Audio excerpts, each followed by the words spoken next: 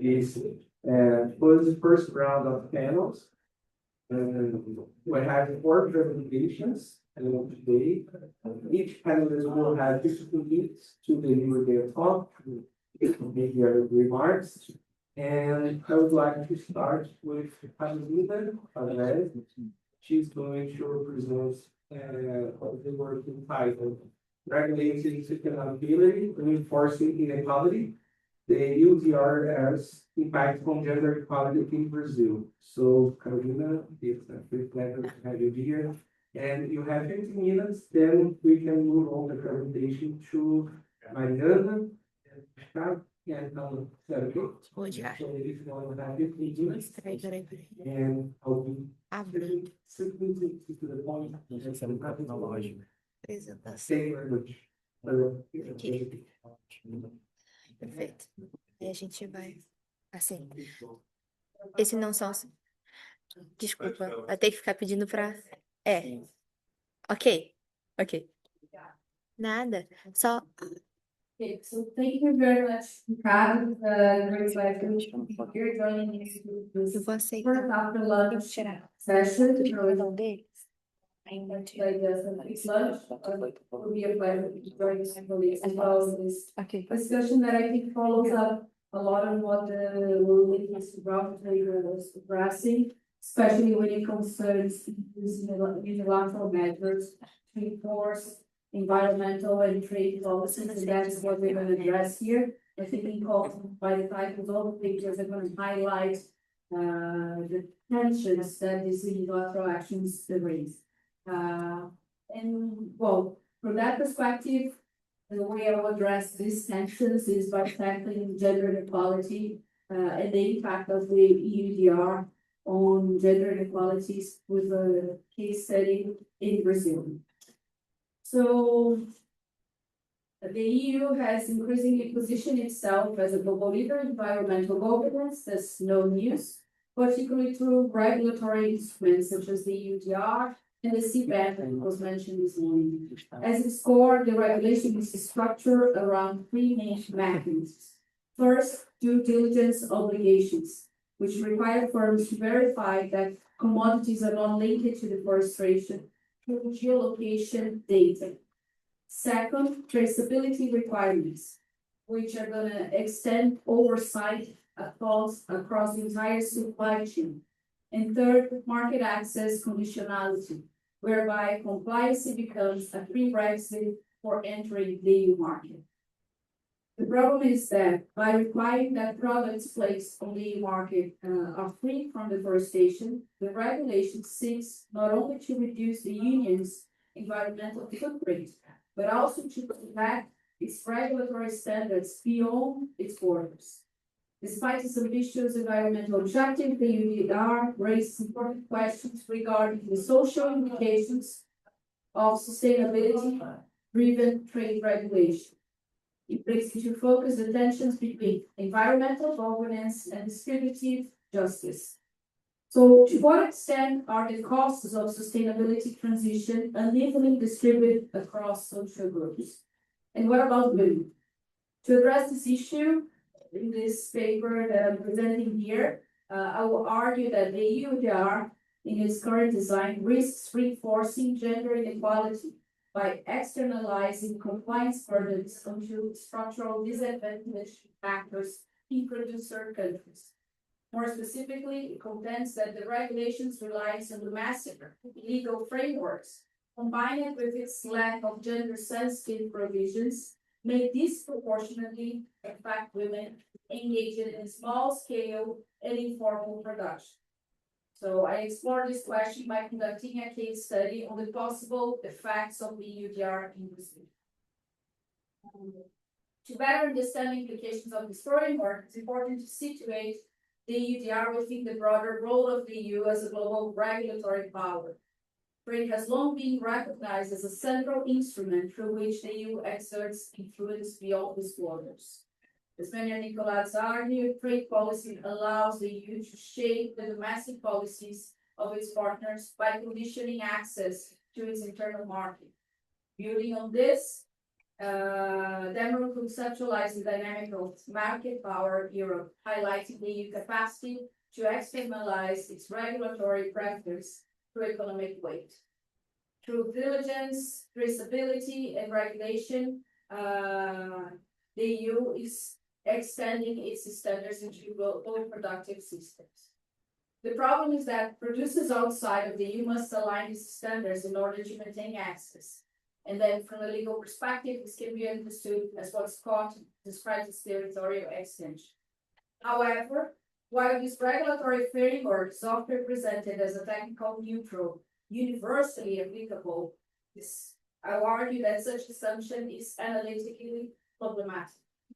To unpack this, I draw the insights from feminist international political economy. They challenge the conventional assumption that markets and trade policy operate as neutral or purely technical domains.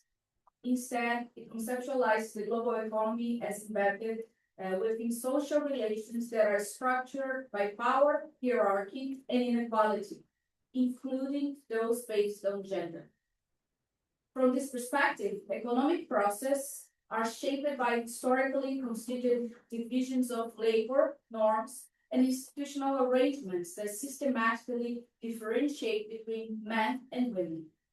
Within this framework, trade policies and regulatory instruments are understood as redistributive mechanisms that can either reinforce or mitigate existing inequalities. And here we have a graph. Produced by the World Bank in which it looks into tariff barriers to trade. And we can clearly see that the sectors that employ most women are the ones in which we have higher tariffs. So here we're just talking about tariff barriers to trade, but as we know, the vast majority of barriers to trade for a long time now are not tariffs, although it's easy to focus on the public debate, but they are mostly non-tariff barriers, and the EUDR serves as a non-tariff barriers. So environmental regulations, including those aiming at addressing deforestation, are frequently designed with a focus on ecological outcomes, which limited consideration of their social implication. Women, especially in rural contexts, are often really rely more directly on natural resources for subsistence and income generation, making them more vulnerable to both environmental degradation and regulatory interventions that alter access to land and resources. So building on this perspective, I identify a set of mechanisms through which the EUDR interacts with existing inequalities. So the first here is unequal access to land. Traceability requirements presuppose formal land tenure, yet women are significantly less likely to hold legally recognized land titles. The second is resource asymmetries. Compliance entails financial and technical costs, often very high, that disproportionately affect resources-constrained producers. Third, time constraints associated with unpaid care responsibilities. Compliance is not just taking capacity trainings or having the technical resource, but it entails time to prepare and be ready to address these requirements. And women often have time way more limited than men when it comes to the other responsibilities they have to do other than taking care of their small business. Fourth, value chain consolidation. As a firm tends to source from larger and more capitalized suppliers under stricter regulation conditions. And finally, exclusion from governance in general, which limits women's capacity to influence regulatory implementation. And here especially the lack of participation of women or the insufficient participation of women when it comes to decision-making and governing bodies that decide how these tools are to be implemented. So these mechanisms cumulatively produce an equal capacity to comply, which puts women in disadvantage. So looking empirically at Brazil is a major exporter of commodities targeted by the EUDR, including soy, beef, timber, coffee. cocoa, and is therefore highly exposed to these regulatory changes. At the same time, it's characterized by deep structural inequalities in its agrarian system. And here I brought some data to illustrate that. So women account for a significant share of the workforce in Brazil. Those are data from the census of IBGE, and we have roughly 9.5 million women working in the agrarian system against 22 million men. So women account to just more, slightly 1/3 of the workforce. Yet, when it comes to land ownership, they own only 12% of formal lands with a certificate, right? Which is another problem, registering these lands. And only 5% of the total area of agrarian land is controlled by women. And as an observation here, this inequality reflects a huge land concentration in the country. So half of the agrarian land in Brazil is owned by 1% of people, and mostly men, right? So this shows the size and the dimension of the agribusiness and the power of the agro sector here. So we think this structure, women are disproportionately concentrated in small scale agriculture. So they do like more subsistence, right? Subsistence agriculture, they small farmers. And adding to this, I would also like to, there's been a census from IBGE in 2022 that identifies the profile of these women, and 50% of them have only primary level of education. Almost 30% of them have had no access to formal education whatsoever. So think about, and 45% of them have more 55 years old or more. So by this profile, in terms of being a more elderly group and with very low education, only 4% have higher education degree. We can see and imagine the difficulty that they have to grasp what the EUDR is, and especially how to comply with such super complex backgrounds. So these inequalities are also intersectional. And in Brazil, where racial and regional inequalities are deeply entrenched, the participation of women is higher among indigenous, Black, and mixed race producers. So groups that have historically faced systematic marginalization. And then obviously they depend directly on natural resources, especially when they're talking about indigenous communities or Afro-descendants that live in the Quilombo's, for instance, or comunidades ribeirinhas as well. So these results layer vulnerabilities that are at the intersection of gender, race, and land inequality. When these structural conditions are considered in relation to the EUDR, a set of differentiated impacts become apparent. They include the exclusion of small-scale women producers from EU supply chains, the reinforcement of land concentration, and increased socioeconomic vulnerabilities in rural contexts. And from a theoretical standpoint, these findings point to the tension with the idea of a European regulatory power. So while the EU promotes ambitious environmental standards, these are often designed without sufficient consideration of the socio-economic context in which they're implemented. This gives rise to a form of asymmetric governance, in which the burdens of compliance are unevenly distributed. These tensions has implications for both effectiveness and the legitimacy of the EU external actions. Sustainability policies contribute to marginalizing already vulnerable groups. They risk undermining the normative foundations upon which they build. So to conclude, there are ways towards addressing this. And this would include, this draws from the literature and also the experience of gender mainstreaming, which is a framework to, in a methodology to address gender inequality and give visibility to women. That comes more from the empirical side and then was later incorporated in the academia, other than the other way around. So the way to address that includes integrating gender impacts assessment, promoting inclusive decision-making process, providing target financial and technical support for disadvantaged producers, and of course, adopting a more holistic approach to such instruments. So overall, to conclude, sustainability is not a socially neutral process. Gender inequality is not external to these regulatory frameworks. It is actually a constitutive of how they operate in practice. So addressing these dynamics is therefore essential, not only for equity, but also for the effectiveness and legitimacy of sustainability transition.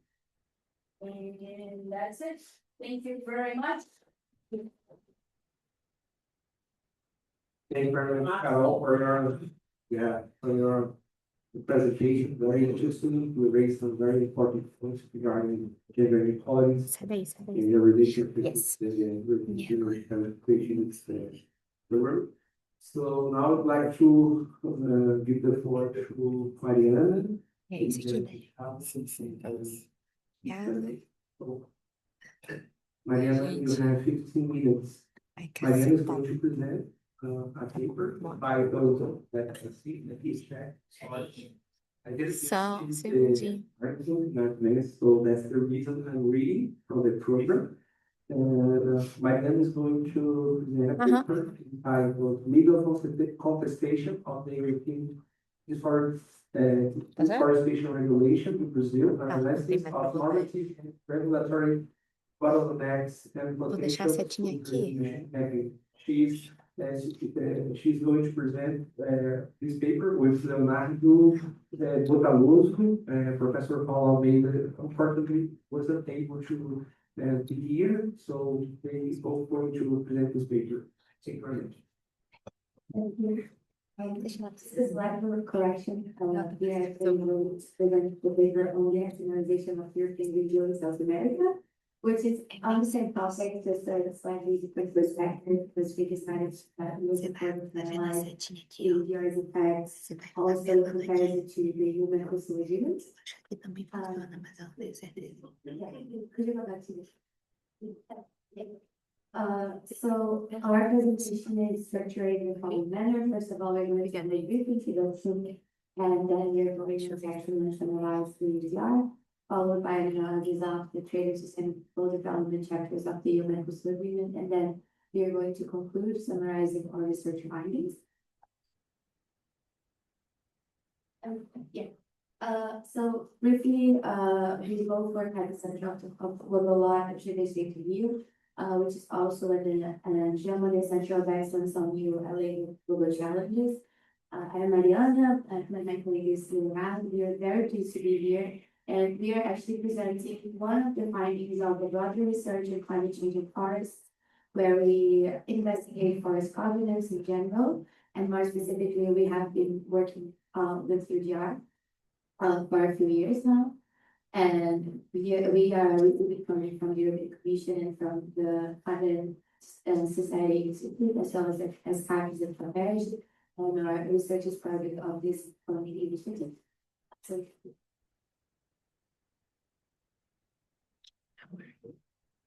yeah, I think that's that. We had a lot of really good results about European Green Deal.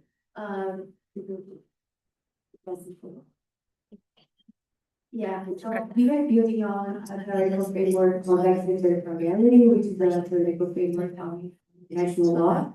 And we are studying this European Green Deal on the perspective of the Brussels effect, which talks about the use of to shape the markets through regulatory authority. And we are investigating potential extraterritorial effects of European Green Deal through EUDR and through the TST chapters of the America Agreement, but also analyzing if these measures were unilateral or not, or how.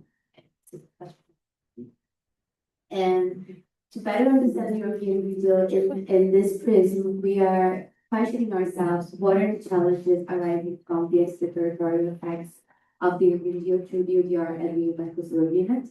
And we are approaching this through both a doctrinal normative analysis and through empirical research. And in this empirical research, we have conducted interviews with Brazilian coffee sector stakeholders, both of public and private agents. Yeah, so moving on to the UDR.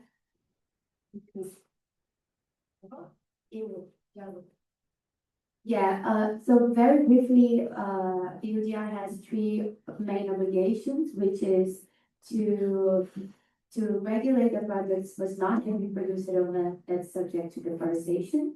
That projects must comply with relevant legislation of the country of production, and also projects, in order to assert the compliance with the norm, should be accompanied by a due diligence statement showing no more than negligible risk of non-compliance based on risk assessment, geolocation data, and verifiable information.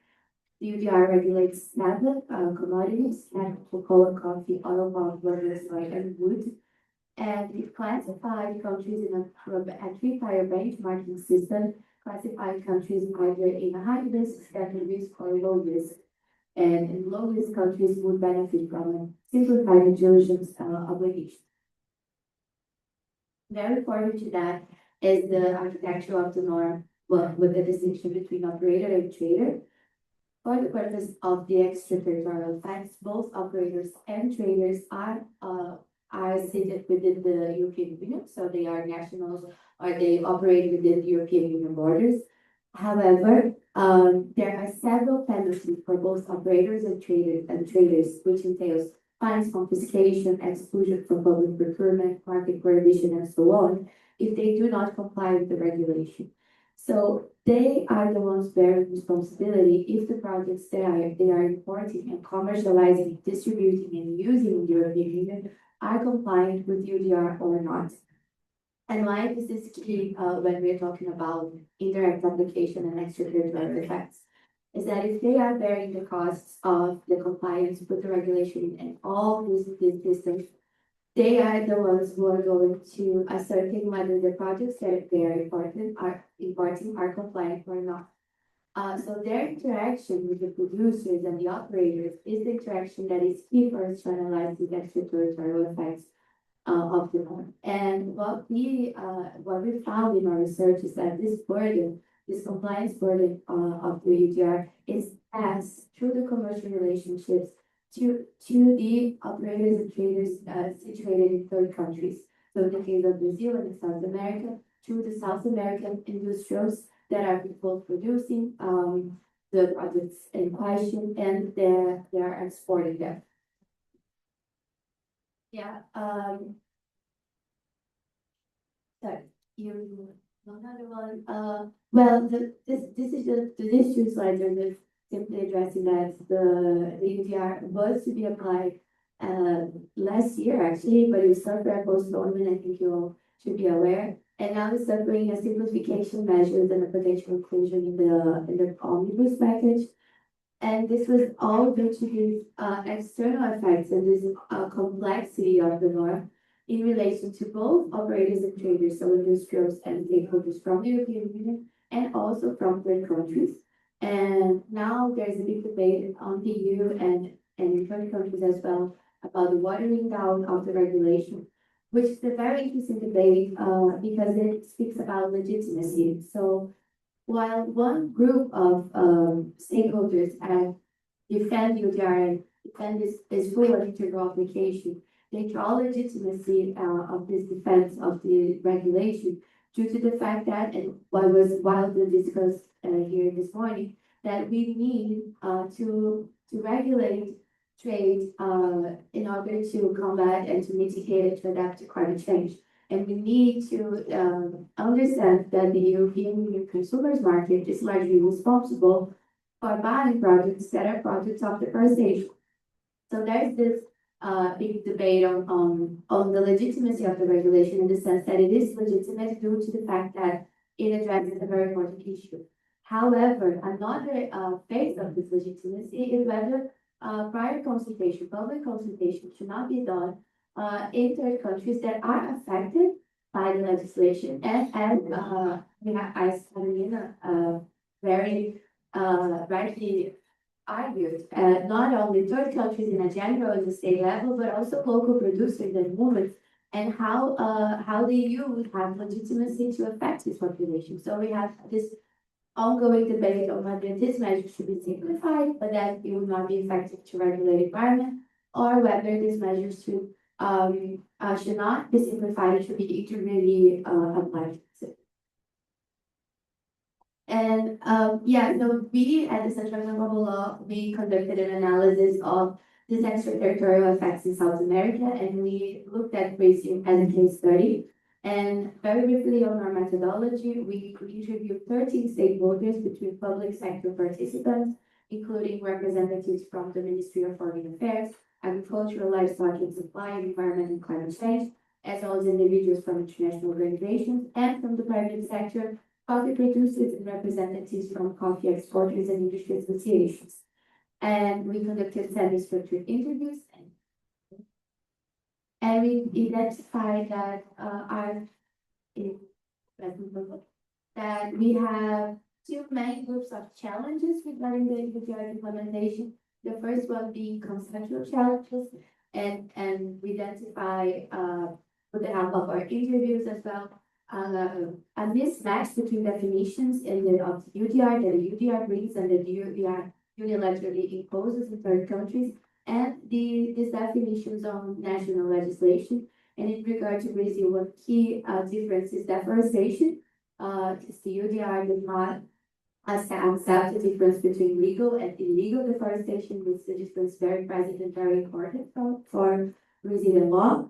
And other key terms, such as sustainable forest management, of what would constitute the measurement of the land, and then other mismatches between these legislations, which entail that although Brazil has a very strong forest legislation that is kind of being working developing right now, but in any case, the producers that are complying with all this very rigid and strict legislation could be and perhaps will be non-compliant to the EUDR in itself. So if this raises an issue of an excessive burden on Brazilian producers. Thank you. And then we also identify operational challenges, mainly regarding to the due diligence system. Also because of a mismatch between the systems of analysis of what will be the forest area and not. And in Brazil, we have Agropecuária Mais Sustentável, we have Macrobioma, Terra Brasil, Par. But this would not entail the compliance with the due diligence system of the EUDR, which is a very specific system. Yeah, you would, Kisha.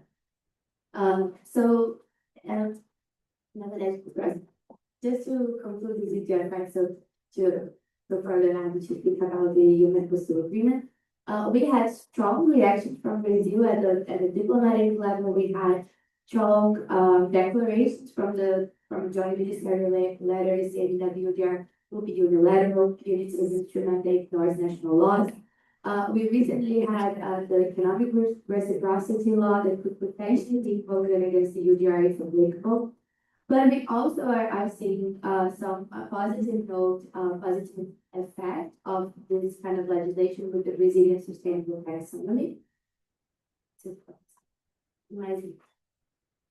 So as a first conclusion to address the research question, we are seeing the extraterritorial effects of EUDR through direct application. We see a structural legitimacy deficit that was confirmed by our interviews with the coffee sector, but Brazil is not being a passive recipient, and currently is enacting laws and doing statements to combat this unilateralism and question the use legitimacy to impose such measures. So I'm just going to pass to Leonardo for him to talk about the unilateral.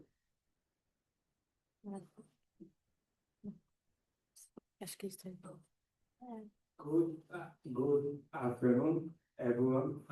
I would like to thank for the opportunity of being here and also to ask the location, because I stand up a little bit because of a condition I was born with, but moving on.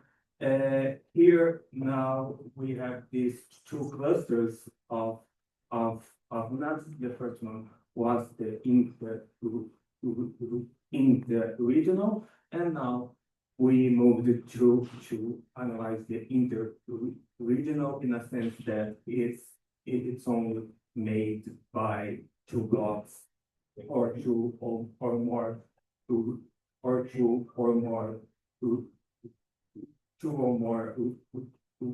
regions. Interesting enough, the agreement was concluded late 2025, and it was the first of several geopolitical incentives such as the Trump tariffs, the analysis of the WTO appellate body, and also more importantly, both the election of Lula here and the presidents of Spain in the EU Council, that it was a country that it was very pushing for the conclusion of this trade agreement. And basically we have now two separate instruments, the EMIA and the interim trade agreement that will come provisionally into force in May of this year. You can go next, please. And so basically we have since 2011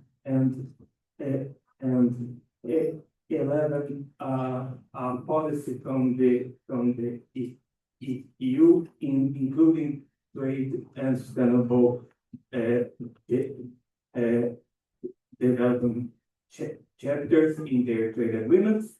And here we also have an example of this in chapter 18, that there are several provisions including labor, climate change, biodiversity, and forest management.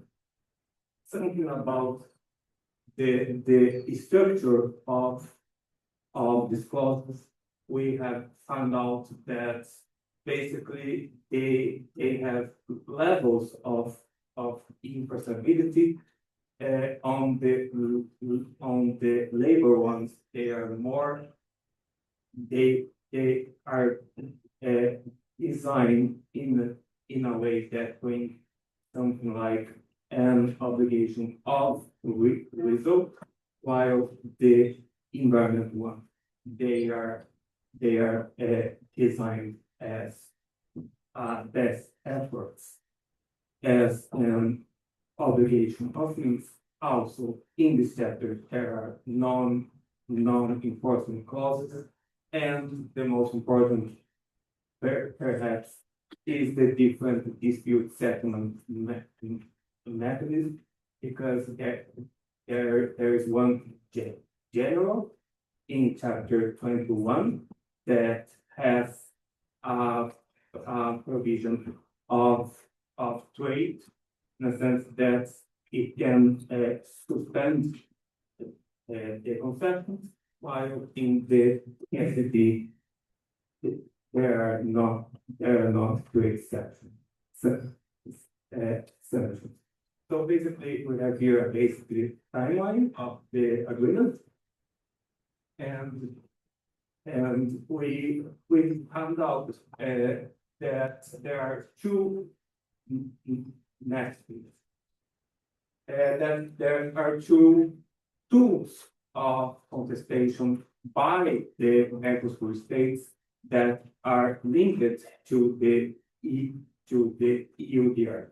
The first one is the rebalancing mechanism that is on chapter 21.4, that's based on a non-violation clause by the WTO, that even if a regulatory measure is compliant with the agreement, it can bring some kind of compensation if it impairs the trade center.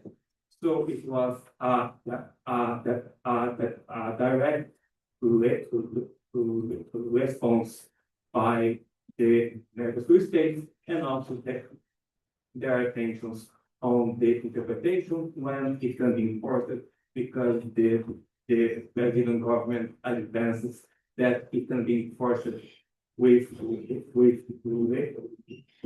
retroactive effect since 2019 when the spirit of this clause was in the negotiations and also in the conclusion in 2024 there were the annex of the chapter that brought the points 55 and 56 that are directly linked to the EUDR and the possibility of the recognition of the certification and traceability mechanism, but it is also a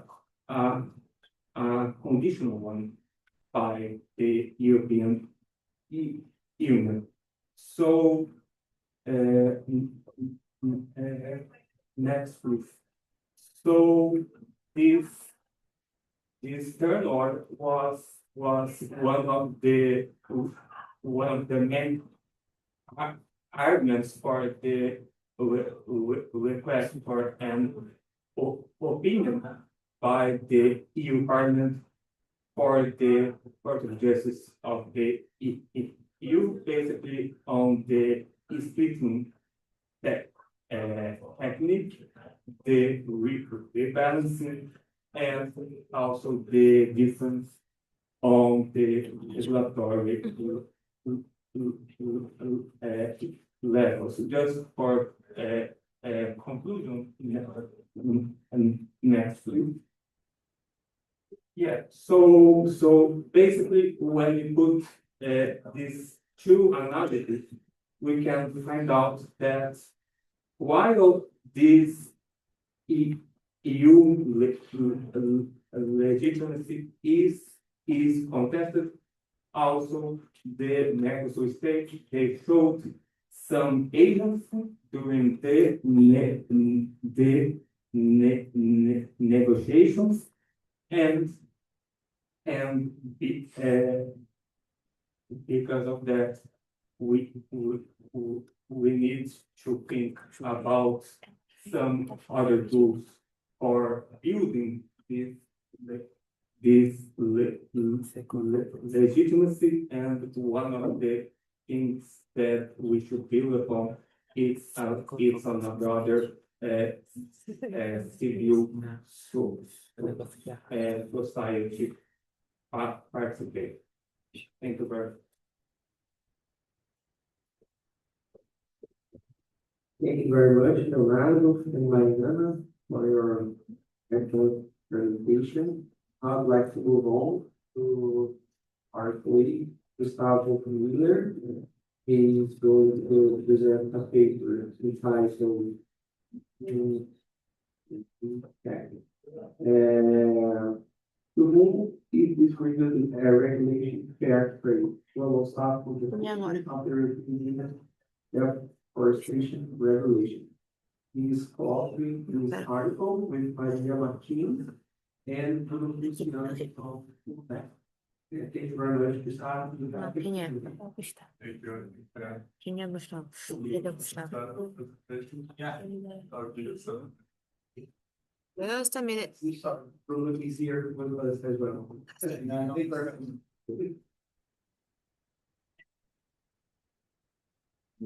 Ah, não, esse aqui é o do Alan. Perdão. Sai daqui.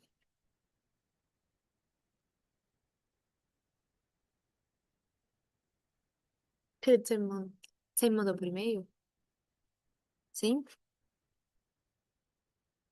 Sustainability. Amiga, se ele foi quem mandou por e-mail, então eu lamento informar que eu não recebi. Cadê o outro e-mail? Deixa eu ver se tá aqui. Eu não recebi. É. Ele PUC-Rio no outro que é o comunicação. Não, nenhum dos dois. Posso ir rapidinho? Vou pedir pra você mandar foto.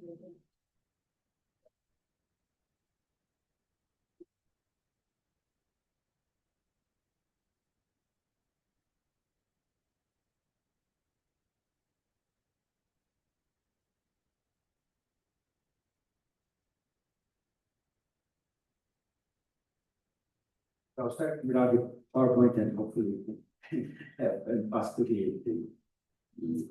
some of the data we collected so far. So thank you very much. Good afternoon, everyone. Thanks for the organizing today. Also, thank you for sharing this panel for us. This is a paper we wrote, Gustavo and I, with Maria Martins, also from payroll. The title is to whom is this revelation factory? This is a larger project, so the larger projects were actually focusing global south contestation of the EUDR.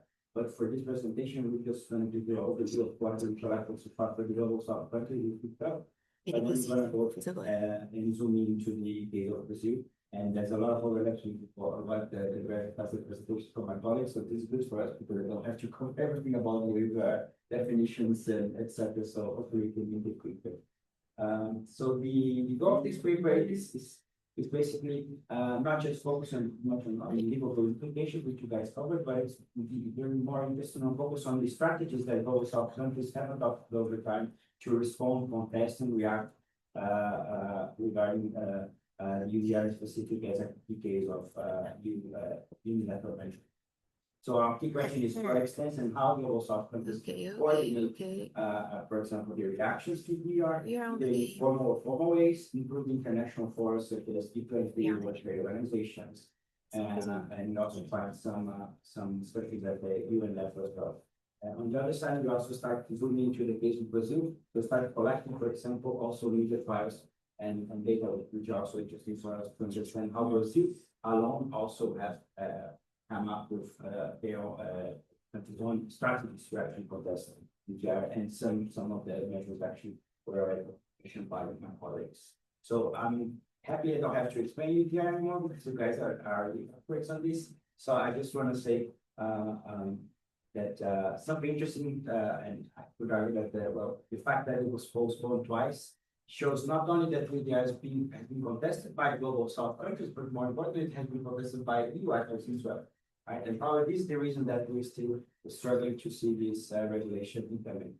Right, so right now, and let's see what's going to happen for this year, but hopefully we'll see this implemented in the end of this year for large and medium companies, and then next year, end of next year for big small companies. But again, if we might see some ratification of this regulation coming up again. Given the context of contestation, not only from global south countries, but more for the case of EU actors as well. In terms of case research design, case studies, so we were interested in looking at cases from Latin America, Asia, and Africa, especially key countries that are key producers of EUDR target products that our colleagues already showed us. In the case of South America, we were interested in looking at Brazil, Colombia, right, because of Pontifical, what we saw. In Africa, we started looking at Cote d'Ivoire and Congo, especially because of the gold sector. And Southeast Asia, we started looking at Indonesia and Malaysia because of the palm oil, but also rubber. And so we're trying to, in terms of scope, not only trying to identify what are the formal or informal engagements that these countries do, as either together as a group of countries trying to come up with joint declarations in different arenas, but also and for example at via multilateral, unilateral, and interregional means, right? And interregionals, as you guys mentioned, right? The EU-Mercosur agreement certainly is a key case for us. In terms of data collection, so we start looking from the declarations from forums such as WTO, BRICS, G77, as multilateral avenues to contest EUDR, and then we also start looking at media articles as well, like so EUDR, and then the country we were looking at and trying to find the most relevant news related to this to contestation. So trying to understand who is contesting via and what are the arguments for contesting and what are the strategies behind this argument. And we also complemented, so Gustavo and Maria in Brussels, they start doing some structures interviews, which were also useful to understand with more details how Brazil in particular is engaging and reacting. That's not right. Quickly on the strategies. So we pick up this literature more on strategy on negotiations strategies, and we try to adapt it to use it and try to trace it and connect it with some of the documents we analyze. So we saw kind of four based on this framework. We look at four main strategies. One is building national capacity. So some arguments, for example, for the coffee sector, then you see some countries or some sectors of those countries in the global south trying to, for example, argue that they are actually trying to adapt and implement these regulations. But you also have other interesting strategies. For example, some countries, they will join coalitions with other states, especially in the multilateral arena, and try to argue against or contest EUDR in several ways. They might come up with transnational coalitions, so not just tagging along countries from the global south that are actually contesting EUDR, but sometimes European actors, not just member states, but companies, etc. They are also interested in challenging or in change some of the norms that are actually embedded in EUDR. And lastly, and this is mostly seen when you look at media, right? So then it's about framing public opinion. So publicly contesting via, for example, an ambassador give an interview for a media channel, right? Saying that EUDR is a unilateral measure, it's a new imperialism, bringing protection, etc. So then they are trying to mobilize and reframe public opinion against EUDR and trying to come up with arguments against it. Very clear the data collection. So you can see some, right? We have some documents that are collected. So either declarations or newspaper articles. Some are we call it bilateral mentions, so they focus on single countries, and then you have also multilateral mentions. They tend to be formal because these are declarations from other several multilateral arenas such as WTO, G20, BRICS, G7, defining what's up to 39 declaration, very interesting for us as well. And in terms of the countries, and this is why Brazil is relevant, because most of the mentions we found, right? So the biggest number of mentions is when it comes to Brazil. Sometimes very few votes actually tag Brazil with Indonesia, but to what?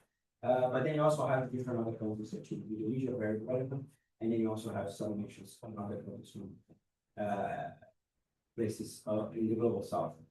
On the strategy, very quickly, we'll start with more into more the case of Brazil. So we could see that, for example, capacity building is a strategy that really appears more when you find mentions from one single country, right? Obviously, when you have a group of countries trying to contest collectively EUDR, then it's more connected to coalition of other states and transnational coalitions. And particularly in the case of framing public opinion, and then this is obviously seen more on the case of these individual mentions, especially because they are more connected to the newspaper. So we're just trying to put this data together and see what comes out. And now the next stage is focusing on single countries analysis, and obviously we start to apply this year. Right. So next slide, please. Yes, this one. So there are a few reasons why I choose Brazil as a case study. First of all, is that EUDR seems to be tailor-made to Brazilian products to a very large extent. And look at the list of products, perhaps with the exception of coal oil, Brazil produces all of them, and therefore it is largely affected. And the second reason why we zoom in into the Brazilian case, we're going to see in a bit, is that this last couple of years saw Brazil presiding over a lot of international gatherings. And that they're all used as a platform in this strategy of contestation, right? But coming to the arguments that have been used in the documents, both formal and informal ones, we see preponderance of basically three legitimation discourses. One that points, of course, to the EUDR being an unilateral measure. That's not only unilateral, but also punitivist. Instead of creating positive incentives, it creates negative and punishes the producers, as Carolina said, both big and small, with a variety of unintended consequences as well, amongst them gender, and of course the non-adaptability and the non-flexibility to a variety of land regulations, land ownership, biomass, and so on and so forth. So there's a disproportionate effect on small orders, which goes, it's in contradiction to what the EU itself aims at, right, in terms of the sustainability and development goals. And finally, of course, it's an attack on the country's own sovereignty and development rights, in the fact that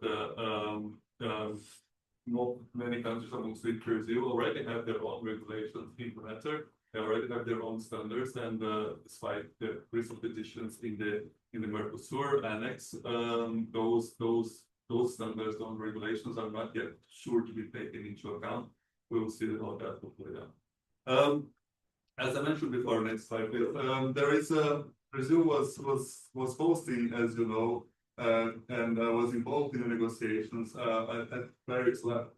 Right? You can think of the COP30, you can think of the BRICS summit and some sort of a multilateral, the G20 summit as well, and finally there are interregional negotiations under the Mercosur EU trade agreement, right? So we think that's only easy to Brazil's contestation, not only because the country produces pretty much all of the products in the EUDR, but also because it would serve as a microcosm of how countries can act.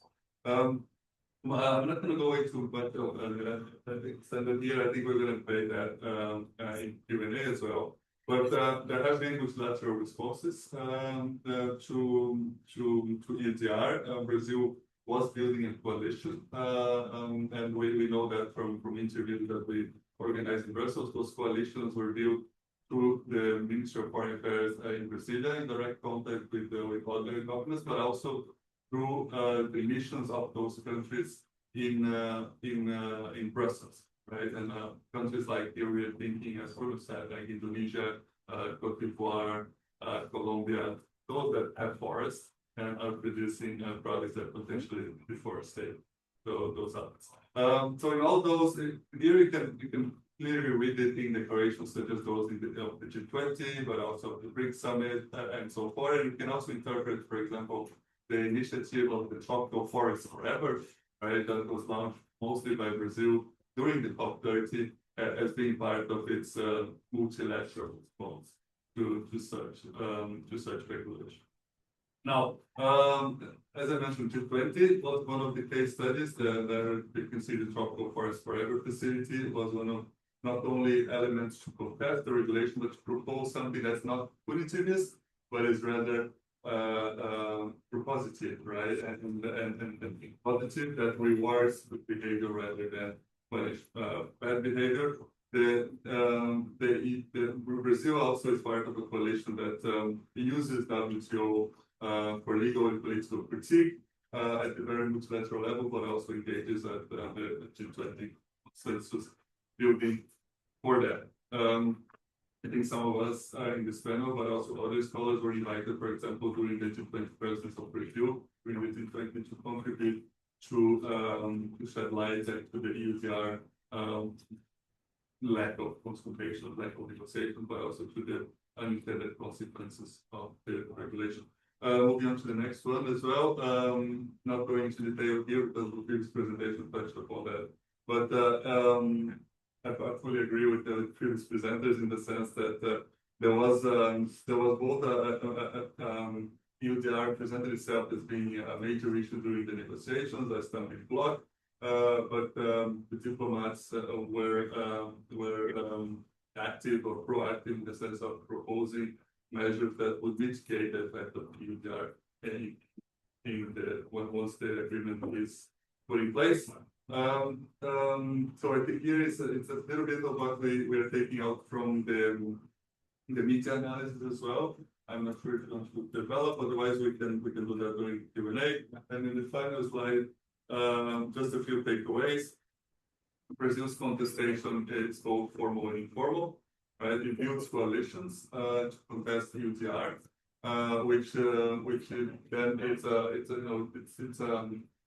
it's an open window into how global South countries build coalitions to contest extraterritorial regulations coming from the global north. In this case, the European Union. It reflects a growing global South agency as well.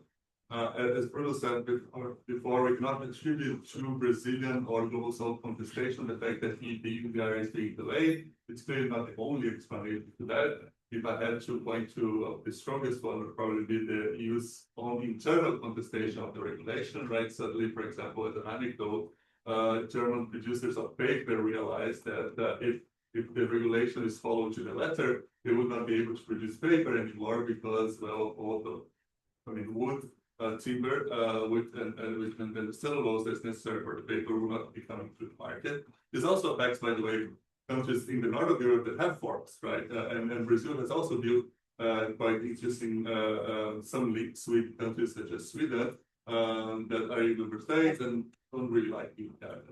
So I'm gonna finish here and we look forward to the discussion.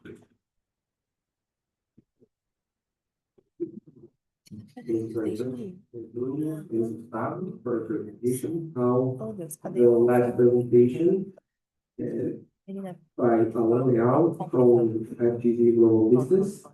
He's going to present a paper entitled EUDR and Deforestation in Brazil, a producers anticipating the European free deforestation regulation. Peraí. Presentation, and you have 15 minutes as well. Thank you. Good afternoon, everybody. I am Al Senior Analyst at Climate Policy Initiative at the EU. I'm also research associate at the Group of Business today. Here to present the paper titled EUDR Deforestation in Brazil. Our producers anticipate the European deforestation regulation. The goal here is basically trying to see whether there's any anticipation in terms of deforestation and land use patterns across Brazilian municipalities. This is a work developed by me, and from the University of Nottingham, Jean Monnet, and Carmen Jose was an assistant professor at EULAS from Nottingham. So many panelists have already explained what EUDR is. So is this regulation trying to bring the deforestation footprint into curb deforestation by barring the imports of some goods and derived goods from goods. Those goods are soya, cattle, coffee, cocoa, wood, rubber, and palm oil, and a list in regard derived goods from this. This regulation started to be negotiated in the World Forum by 2021, and it was enacted to 2023. However, it's not having this full effect just yet, as some panelists said before. It has been postponed twice, and this timeline is quite important for the exercise that we present here. Given that this timeline of negotiation, of enactment, and having an effect, the key question of our work is there any anticipatory effect having place already in Brazilian municipalities coming from the EUDR? And what we mean by these anticipatory effects? We mean our deforestation and then use changing the regards to in response to EUDR. This is the main question we're trying to understand here.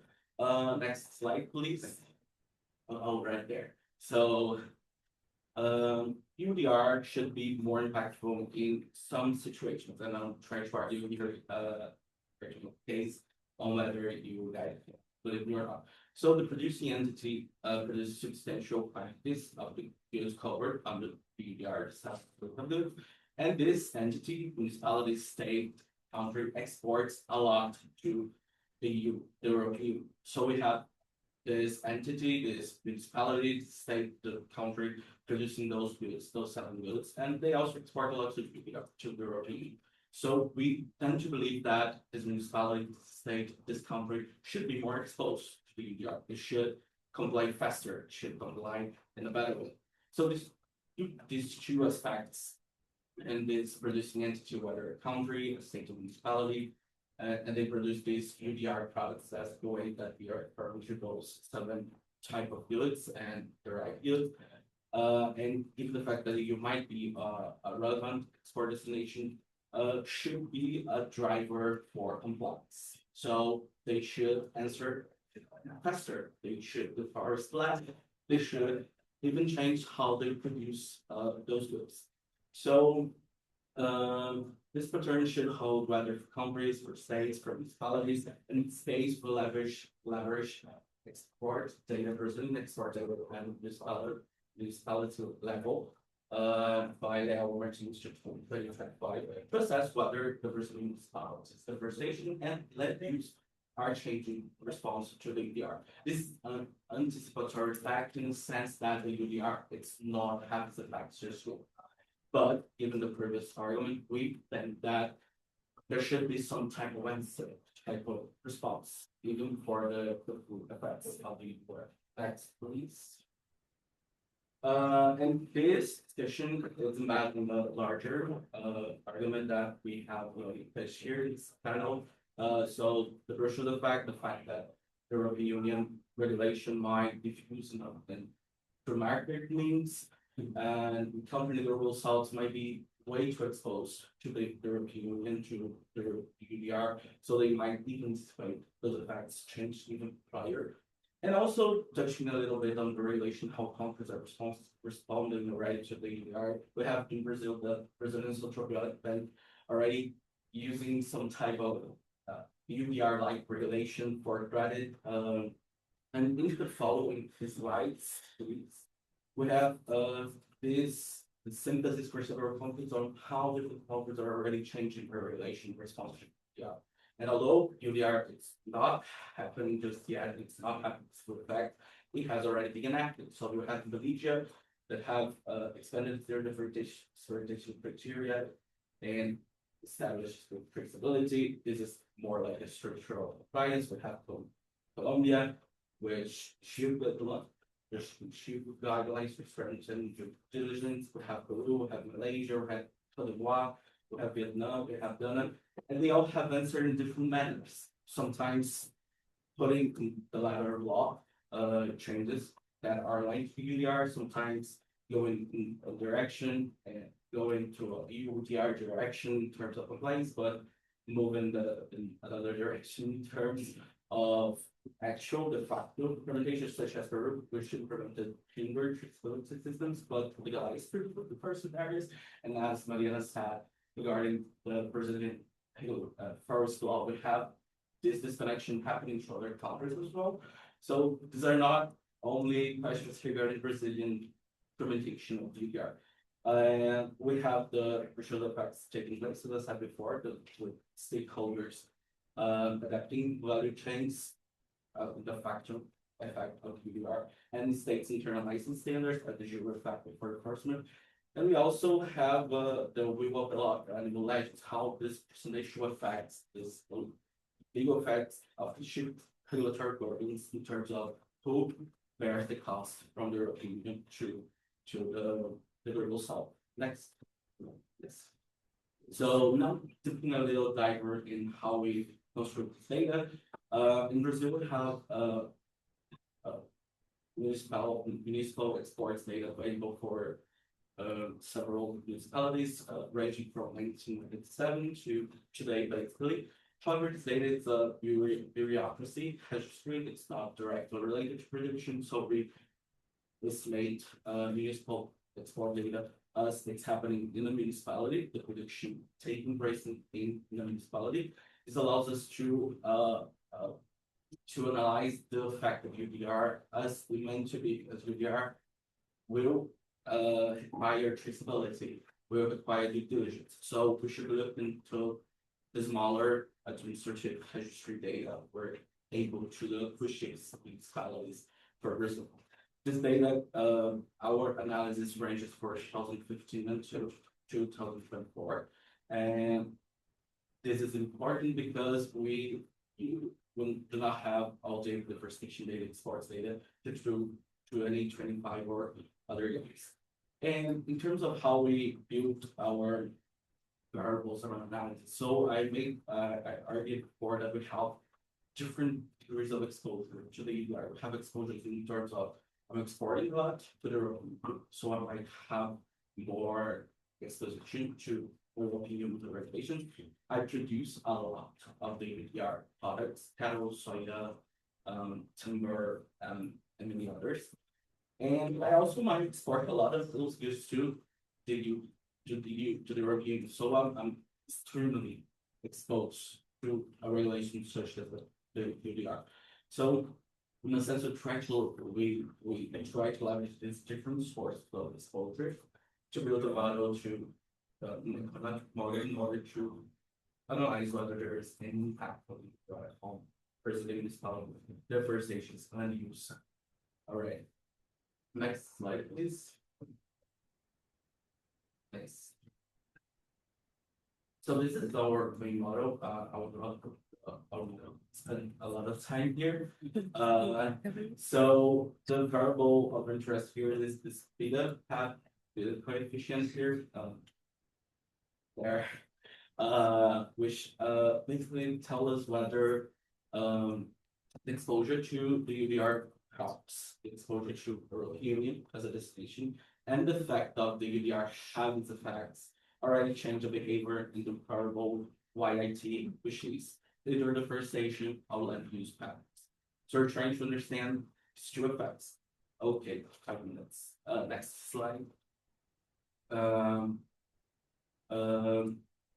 I'll jump into the results. So slide 13, please. 14. Next, yes. So the big result is the triple interaction. So this result informs us on whether there's several channels by which a large exposure to the urban should affect the deforestation, municipal deforestation, or land use. In this sense, and why we have several columns with years 2021, 2022, and 2023.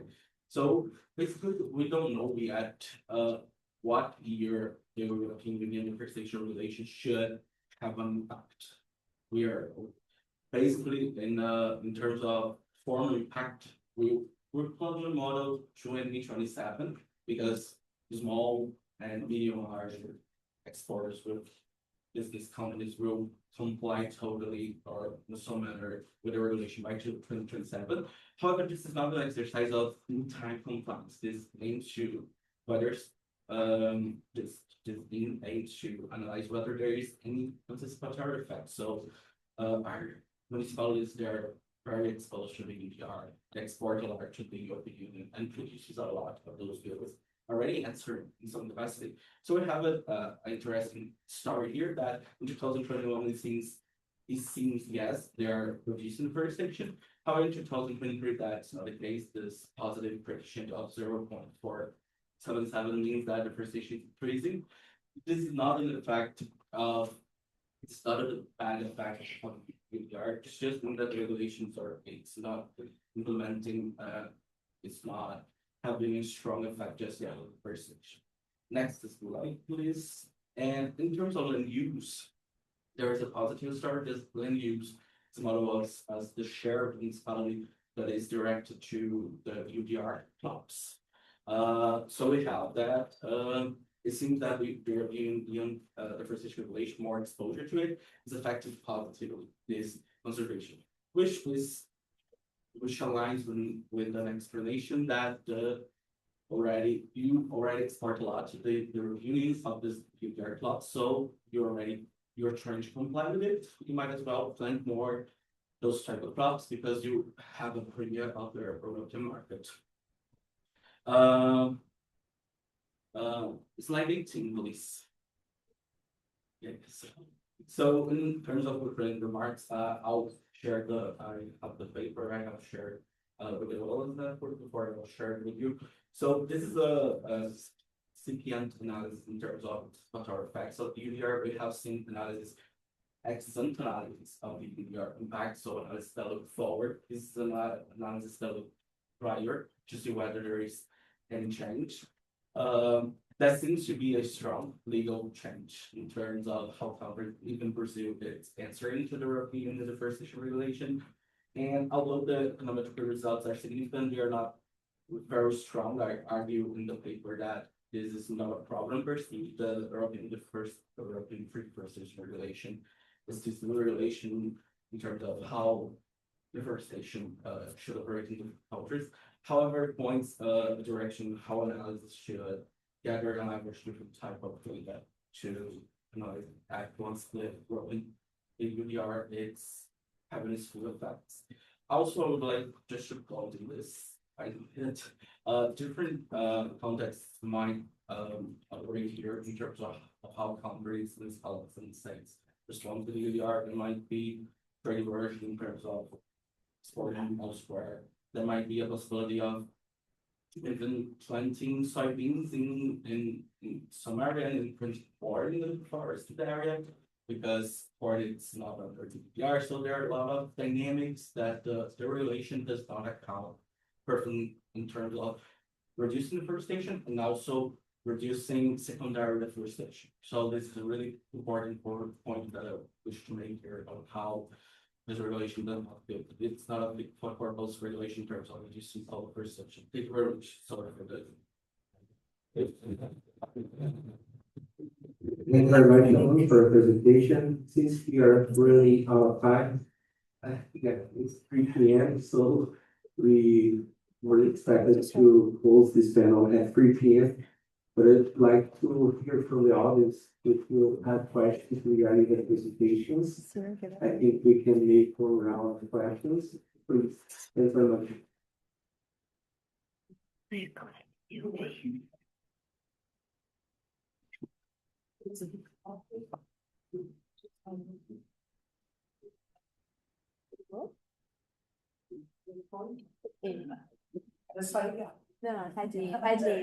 you so much for your contributions. Just for Gustavo and Bruno, I was curious about how to jump from this agency, this contestation agency that you discuss around Brazil towards the Global South agency. In terms of research design, how have you been imagining, this passage from Brazilian agency within this contestation system towards the Global South agency, this whole process? And my question has to do also with my own work in collaboration with Julia, and we will be presenting something related to contestation dynamics. So that's the reason why I posed the question. Thank you so much.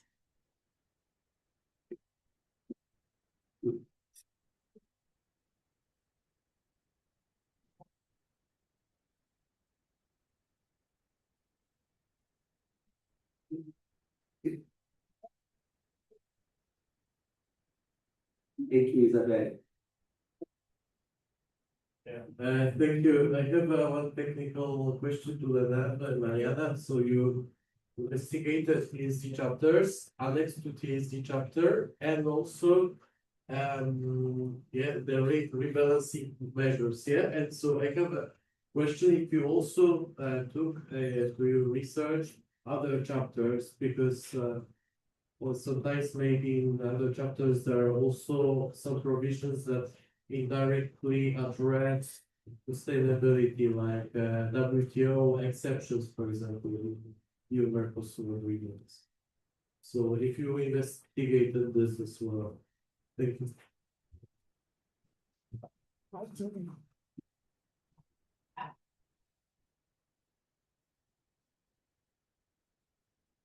Thank you.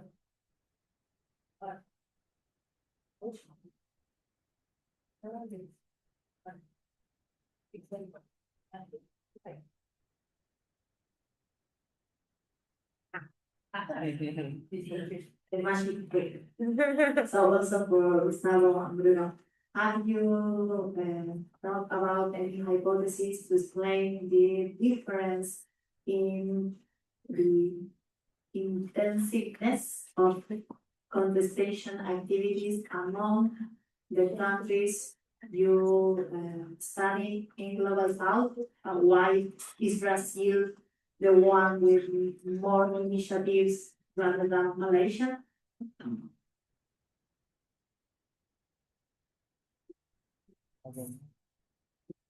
Have any other questions? I have one. Please.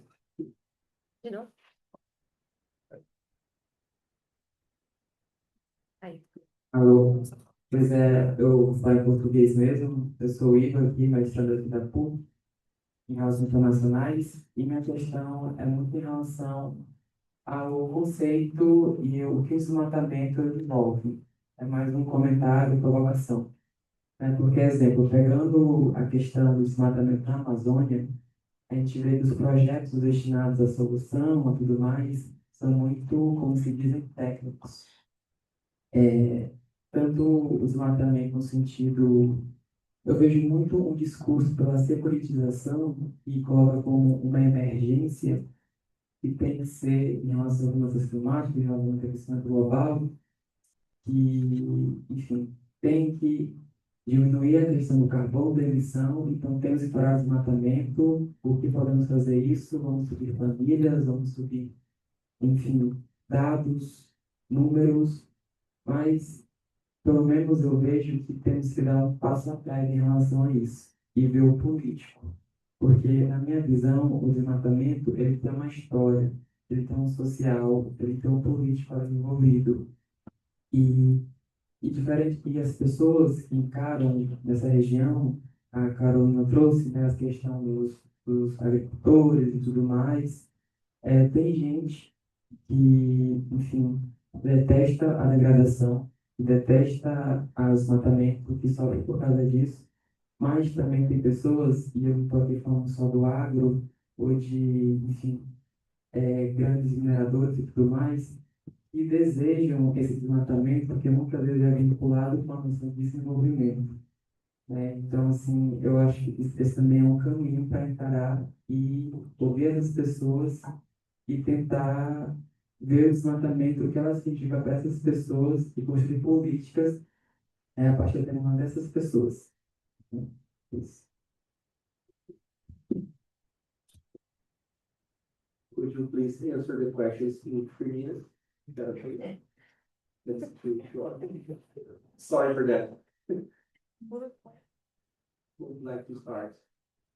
Yeah, on global South Agency, we are making a generally, I think there is, we do say growing global South Agency on that, but I don't know things, but the paper also shows that it's very much dependent on connecting to the question, to the second question, right? It's very much dependent on specific actors, right, that have the capacity to form those coalitions. Okay? So we work with global South countries in the paper because those are, perhaps with the exception of Canada and a few of the North European countries, are those that have forests and are being impacted by the EUDR. But the research shows that, and we haven't gone deeper into the other cases yet, but it shows that Brazil acted as a hub for the global South agency, and while other countries, did not have that regulatory environment that Brazil already has, and do not have that the broad interest that Brazil has because of the number of products that it is affected. And finally, there is also an imbalance between those actors in terms of capacity of diplomatic corps in Brussels, and the opportunity that Brazil had, as we show in the presentation, as a host of those various events. Now, not all of those were global South, and depends on how you qualify global South, but one could argue that perhaps the BRIC Summit was one of those. And the opportunity that those events created, right? So those were likely to also create momentum for that Brazilian leadership. Now, if anything, I think the paper shows that the global South agency, it's not, at least for the case of the EUDR, was not a cohesive agency. Right? But we have to think a little bit more about it. For the second question, diversity in the various initiatives, I think, it's not in the scope of the paper, but we can definitely hypothesize why we have Brazil taking the contestation measures that it took in other countries, not so much. I mean, definitely size and amount of impact. Brazil's own regulatory system, part of the contestation was saying that, look, we already have our regulation. We also want to diminish deforestation. So why are we not working together? While other countries do not have those regulations, or they have always been working with the international standards anyway. So yeah, I think and again, the leadership events, G20, BRICS, COP, all those are conducive of this diversity. The other countries are not hosting them.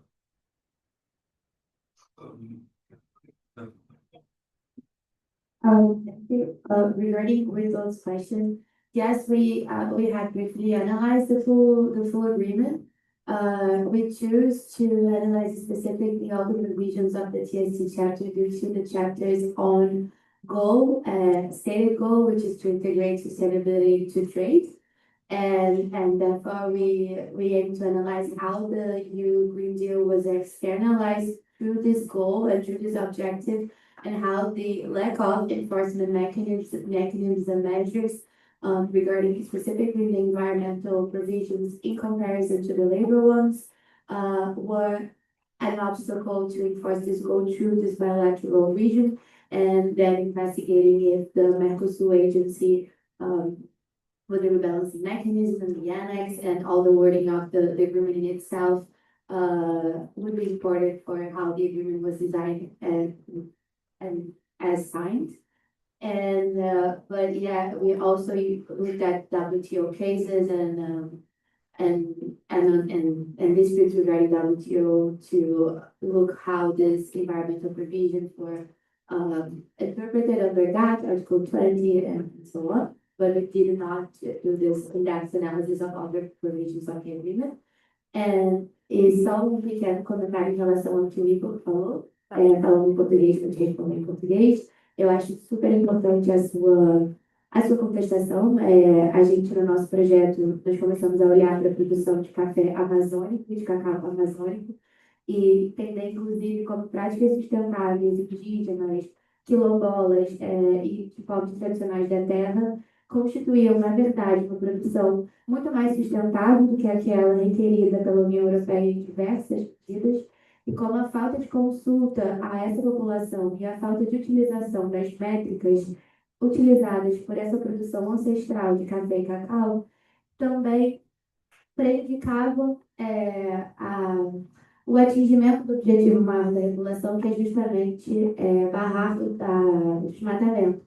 E como um entendimento inteligente do que é desmatamento, para além de uma perspectiva conservacionista do desmatamento zero, sem olhar em quem desmata, por que desmata, como desmata, poderia ser interessante para integrar as perspectivas do sul global dentro dessa regulação e integrar as perspectivas também de mulheres e de populações que estão há muitos anos produzindo, muitos séculos, né?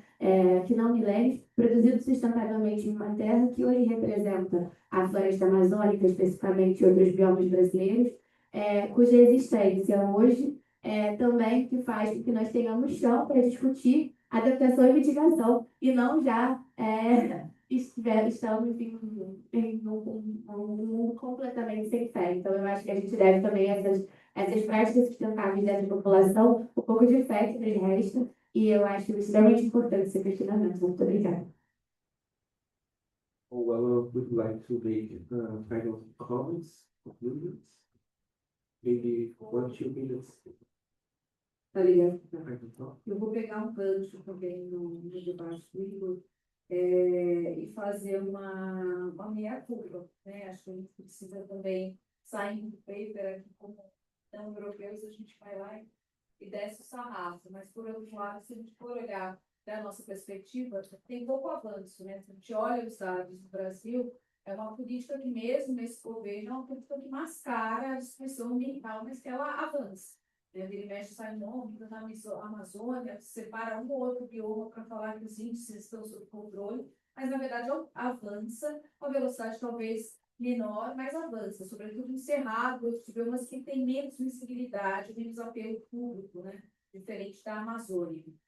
e um contexto de eleição onde a gente vê a extrema-direita muito provavelmente saindo mais fortalecida ainda, pelo menos em governos subnacionais, estaduais, municipais e no Congresso Nacional, esse governo uma bancada do agro muito mais forte do que era o próprio governo Bolsonaro, né? Então a gente foca na estrutura do executivo também para se desvirtuar de outros atores super importantes desses processos legislativos e que tem avançado em legislações de retrocesso no controle da fiscalização ambiental. Né? Então, os dados são de que a gente não tem uma trajetória nossa, construímos nosso modelo, então o Brasil e aí a culpa são os europeus que têm o one size fits all, top-down approach. Não é. Né? Se a gente tivesse construído uma política sólida nisso, inclusive de certificação de tudo, e tivesse uma imagem pública como um país, um mercado, uma cadeia produtiva limpa e verde, a gente podia pedir a equivalência como se pede em outros mecanismos. Então, há essa possibilidade. Né? Então, ficar também, que foi o foco do meu paper, mas focar simplesmente em criticar o norte global quando o sul global se autodestrói, se auto-implode, também parece um pouco leviano, né? Continuar com esse discurso e recorrer ao colonialismo como a culpa de tudo, quando a gente tem aqui essa destruição. Da mesma forma, também, não observar esses grupos que ficam marginalizados como grupos romantizados ou grupos homogêneos. Né? Há, dentro da comunidade, das comunidades indígenas, uma pluralidade, uma diversidade de forma de se relacionar com esse progresso, entre aspas, né, com a vida da cidade, enfim, com essa modernização também, entre mil aspas, muito diferente entre eles. Né? As comunidades indígenas não são homogêneas, não tem uma forma só de ver a terra e de ver o meio ambiente, de pensar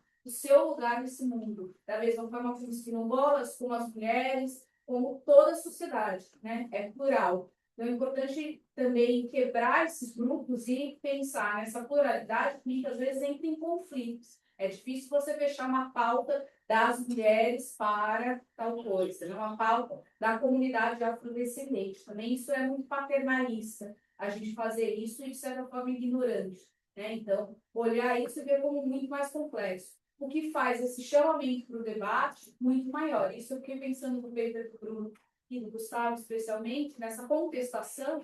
Imagino que quem encabeça essa contestação é o executivo, os diplomatas do terno e gravata com 15 sobrenomes reais e o agronegócio. Né? Não tem uma contestação que ela é plural também na sua representatividade. Então, mesmo quando a gente monta essas ferramentas multilaterais, elas ainda são exclusivistas, né? E reproduzem essa estrutura hierárquica racista e machista da nossa sociedade, de novo, sem respeitar que esses grupos também têm pluralidade. Então, acho que é um outro paper, mas é importante a gente sempre fazer essa crítica e esse contraponto. Né? Esses mecanismos são muito falhos, mas, ao mesmo tempo, vira uma referência para a gente até se localizar. Talvez a gente não estivesse falando tanto sobre desmatamento, desflorestamento, se a gente não precisasse inserir nossas cadeias produtivas nessa discussão, porque no final é dinheiro que está em jogo aqui, né? Não é proteger a floresta, porque isso a gente já não faz, nem por outros motivos. Então, acho que é assim, a gente falha muito e continua apenas criticando, que acho que não leva a lugar nenhum. Muito obrigado, Carol. Alan? Eu acho, eu vou falar em português então, começamos. Eu acho que tem dois pontos que eu queria colocar. A EUDR, né, EUDR é uma regulação fit for purpose, ela é uma regulação que nasceu, sobretudo, por um desmatamento importado pela União Europeia. A leitura que eu tenho, eu acho que eu apresentei, eu sinto na discussão da mesa, é que essa regulação não resolve tantos problemas quanto ela mesma. Na verdade, ela pode criar vários outros problemas. Então, falando numa perspectiva de trade commerce, uma pessoa especializada em comércio, você pode exportar para outros países, você pode mudar o lugar que você está plantando as coisas. Em vez de plantar numa área sem desmatada, você planta numa área desmatada antes. Tem muita coisa que a regulação não dá conta. De um ponto de vista econômico, do ponto de vista de territorialidade, de onde as coisas, onde a atividade econômica acontece. Isso é um ponto muito importante. E o outro ponto que eu acho que todos os trabalhos o que a gente vê, a gente tem já visto vários trabalhos sobre o EUDR e o Brasil, eles combate muito bem a legislação da EUDR, da regulação do desmatamento com a legislação brasileira, que é o CARPO, florestal. Esse mismatch, essa desconexão, ele é muito mencionada. Mas é muito importante também reconhecer que as regulações brasileiras elas não são implementadas 100% com qualidade. Nosso CAR não é 100% qualidade, a gente não tem isso. Então, o CAR ele não é um instrumento que 100% bateria com as exigências da União Europeia em termos de due diligence, eu diria também de traceability, e o Código Florestal, inclusive a organização do CAFAO, o parceiro Climate Policy, a gente faz esse rastreamento anualmente, onde estamos. A gente ainda não, alguns estados estão muito mais adiantados do que outros na implementação do Código Florestal. Então, o país como um todo ele não está no mesmo patamar na sua própria legislação florestal. Então, quando a gente compara a nossa legislação florestal com a legislação da União Europeia, com o que ela implica, é muito importante também perceber que a gente não está operando no nível de texto, no nível de júri, eu diria, e também no nível de facto. E a outra questão, eu acho que essa questão que levantada numa apresentação que eu acho que a minha experiência que cada pesquisador fala uma coisa, isso é um bom sinal, senão que a gente não tem essa resposta, é relacionado aqui de verdade, vai ter o custo da EUDR, tem um custo da traceability, da due diligence, mas tem um custo também, possivelmente, de não mais produzir para exportação, e aí não mais pegar o preço do... Exato, exportar um menor preço. Então, tem muitos custos associados aqui, não necessariamente são custos da regulação em si, são custos causados pela regulação. Então, isso é um discurso, vou dizer assim, bastante economicista, mas é um discurso super relevante para a gente trazer também para essa temática de, ok, são os operadores na União Europeia terão maior custo de compliance. Como que isso contamina ou se difunde pela cadeia de valor, a supply chain, a cadeia de produção. Como isso operacionaliza. Porque isso, eu acho que o trabalho fala bastante disso, eles não são neutros em diversos aspectos, gênero, raça, comunidades institucionais. Então, essas questões elas estão muito entranhadas e são questões até o momento sem resposta. E interesses maiores, como do barraco de diversos outros jardins, se posicionam acima de todo o resto, e a regulação está correndo normalmente. Ela foi adiada por 2 vezes, mas, assim, você conversa com funcionários da União Europeia, você conversa com pessoas no Brasil, isso já é uma discussão completamente em curso. Então, essa coisa já está fluindo. E como que a gente está respondendo isso do ponto de vista de geração de emprego, de raça, de inclusão institucional. Então, essas questões são bastante importantes, elas não estão escondidas. Eu acho que a provocação aqui é que a gente tem muita coisa a contribuir para respondê-las. Obrigado. Oi, Carol, Gustavo, Bruno, Mariana, Leonardo, for our presentations. It was a very interesting, fruitful discussions we had here. And it's one part of the day. We are going to move on to the next panel, and we would like to invite you all to stay here. Of course, you are free to decide to go to our panels, but you can stay here because we're going to run another panels. E vou destaque. The type of European review and external. Once again, thank you very much. Please. Sociais, recente valorização da perspectiva, sobretudo animista, que a gente vai encontrar por parte dos antropólogos, por parte de algumas organizações não governamentais, dos financiadores das organizações não governamentais e também dos próprios movimentos. Mas isso ganhou uma certa corrência na sociedade de uma forma mais geral. A ideia de que para combater a mudança climática nós temos que derrotar a concepção moderna naturalista, porque ela é responsável por esse estado, ela é responsável pela acumulação capitalista. Esse é o argumento, na verdade, do Philippe Descola no livro mais recente dele, sobre códigos políticos, que foram as Tanner Lectures dele na Universidade da Califórnia, publicada simultaneamente no final de 2025, em inglês e francês. E ele faz um argumento muito forte. No livro original, ele dizia que essas são ontologias estanques, watertight, separadas, que não tem sobreposição ou cruzamento entre elas. Nesse livro mais recente, o mais antigo é a grande obra dele, tem 500 páginas, 60 páginas. O mais recente são essas lectures que ele organizou, publicou pela Oxford University Press e pela Brown, uma editora francesa importante. E, com isso, ele está querendo pensar a possibilidade de hibridização, o que é uma mudança da técnica original dele, mas, sobretudo, uma hibridização que subordine o que ele acha que é o principal fator responsável pelas grandes desgraças ambientais e climáticas do nosso tempo, qual seja o pensamento moderno naturalista. Tem um problema aí também de como ele data isso, que eu acho que se a gente for pensar assim, tinha que buscar as revoluções axiais que introduziram o judaísmo antigo, que introduziram o cristianismo antigo, que introduziram o cristianismo medieval, que introduziram o islamismo, enfim, a modernidade. Mas ele força muito o argumento dele. E aí tem uma série de problemas. Primeiro, epistemológicos, porque a suposição de que o animismo não é antropocêntrico me parece falso. Porque a ideia de que os animais, as plantas, as montanhas e os rios têm a mesma alma que os seres humanos é uma projeção antropocêntrica da nossa subjetividade sobre o que os modernos chamam de natureza. Isso em primeiro lugar. Em segundo lugar, a questão é a seguinte: nós vivemos em sociedades de milhões de pessoas.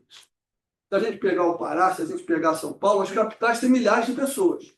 Então, do ponto de vista do enfrentamento da questão climática de uma forma politicamente produtiva, que garanta a democracia e organize uma ampla coalizão contra aqueles capitalistas e aqueles agentes estatais que realmente contribuem para o aquecimento climático, a ideia de que nós vamos apostar no animismo ou no totemismo me parece desastrosa. É por aí que a gente vai resolver o problema. Isso não quer dizer que eu esteja negando a importância desses fenômenos.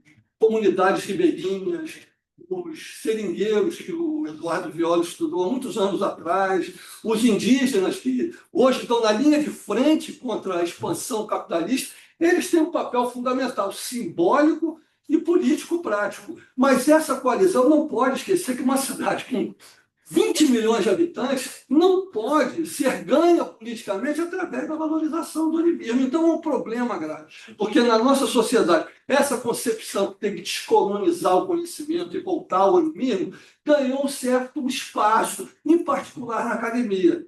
Mas não quer dizer que a maior parte da população compreenda. Então, essa coalizão tem que ter no seu centro, a meu ver, um projeto que seja capaz de dar lugar de destaque para concepções modernas, mas que seja capaz também de acoplar essa coalizão, talvez hibridamente, em alguma medida, mas certamente do ponto de vista político, essas outras formas de pensar e estar no mundo. Então, era só isso que eu queria dizer. Muito obrigado.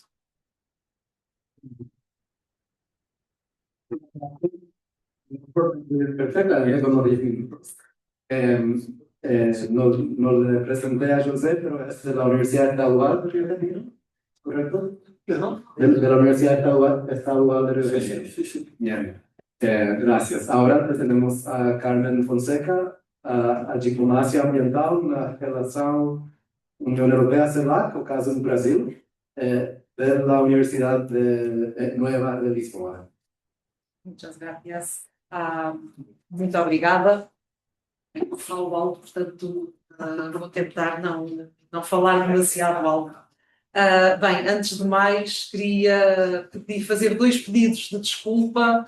O primeiro é porque a minha apresentação foge um bocadinho àquilo que estava no abstract foi entregue, e também porque aquilo que eu venho aqui apresentar trata-se mais de um draft de um trabalho que tenho em progresso, e não tenho, portanto, conclusões para vos apresentar, e, portanto, é mais uma reflexão sobre um possível, sobre a forma como o trabalho se poderá desenrolar.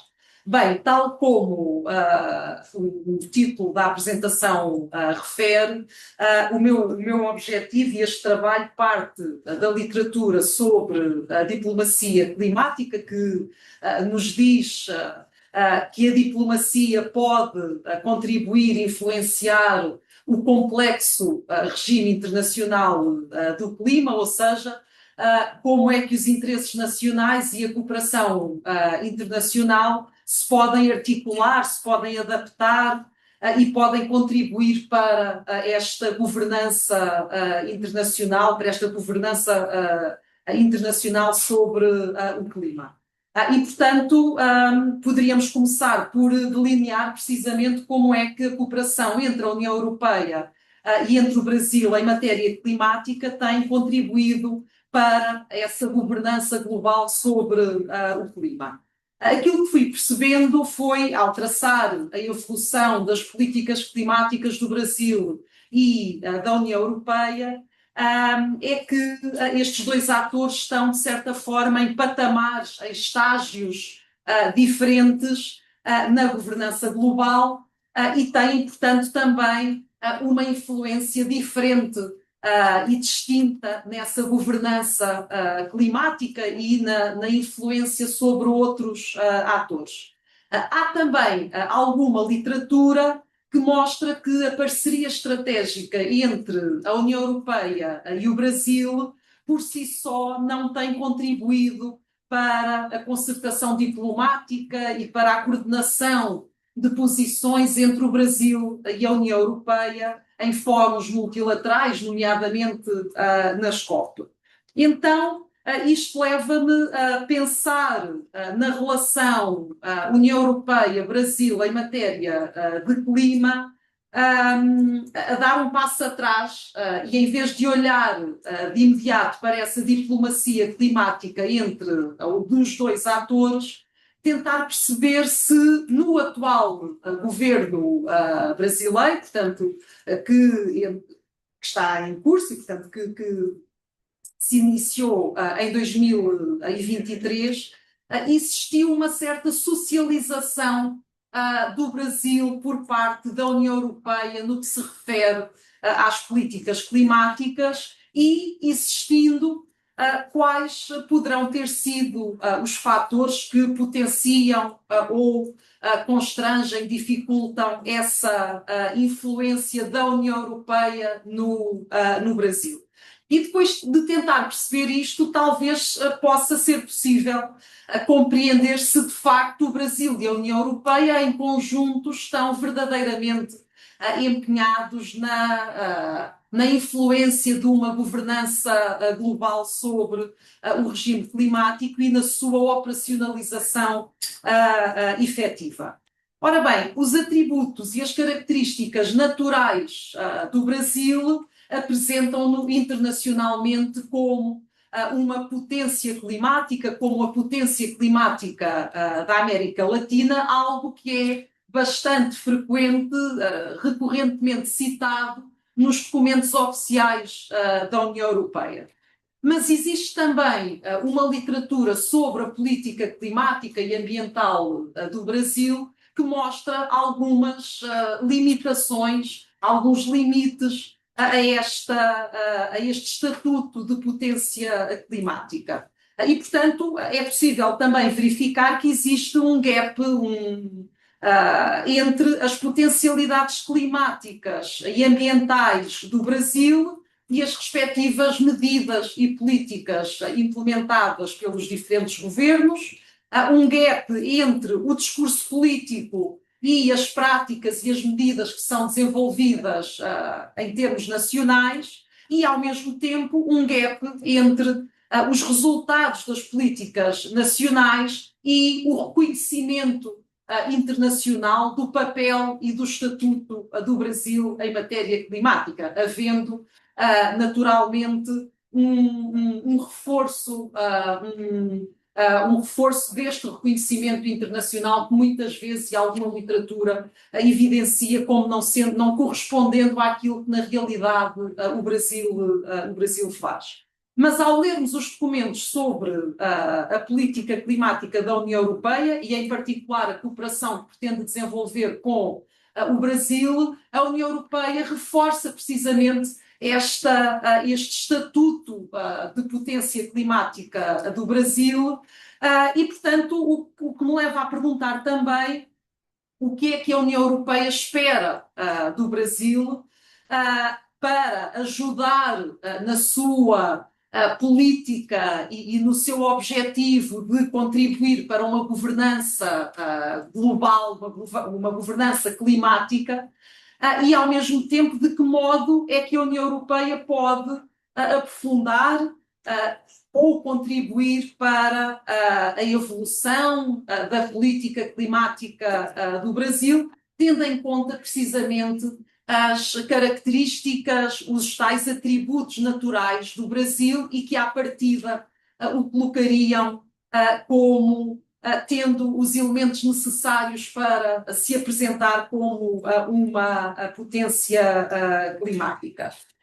Em relação às políticas climáticas destes dois atores, o Brasil tem a política climática de 2009, que foi revista e que em 2024 entrou em vigor o Plano Nacional sobre Mudança do Clima, que estabelece medidas que contribuem para a transição para uma economia com zero emissões de gases de efeito de estufa, a adaptação de sistemas humanos e naturais à mudança do clima. Em 2023 foi também criado um comitê interministerial sobre mudança do clima e, portanto, há, digamos assim, esforços para contribuir para nacionalmente, internamente, para contribuir para esse combate à mudança climática.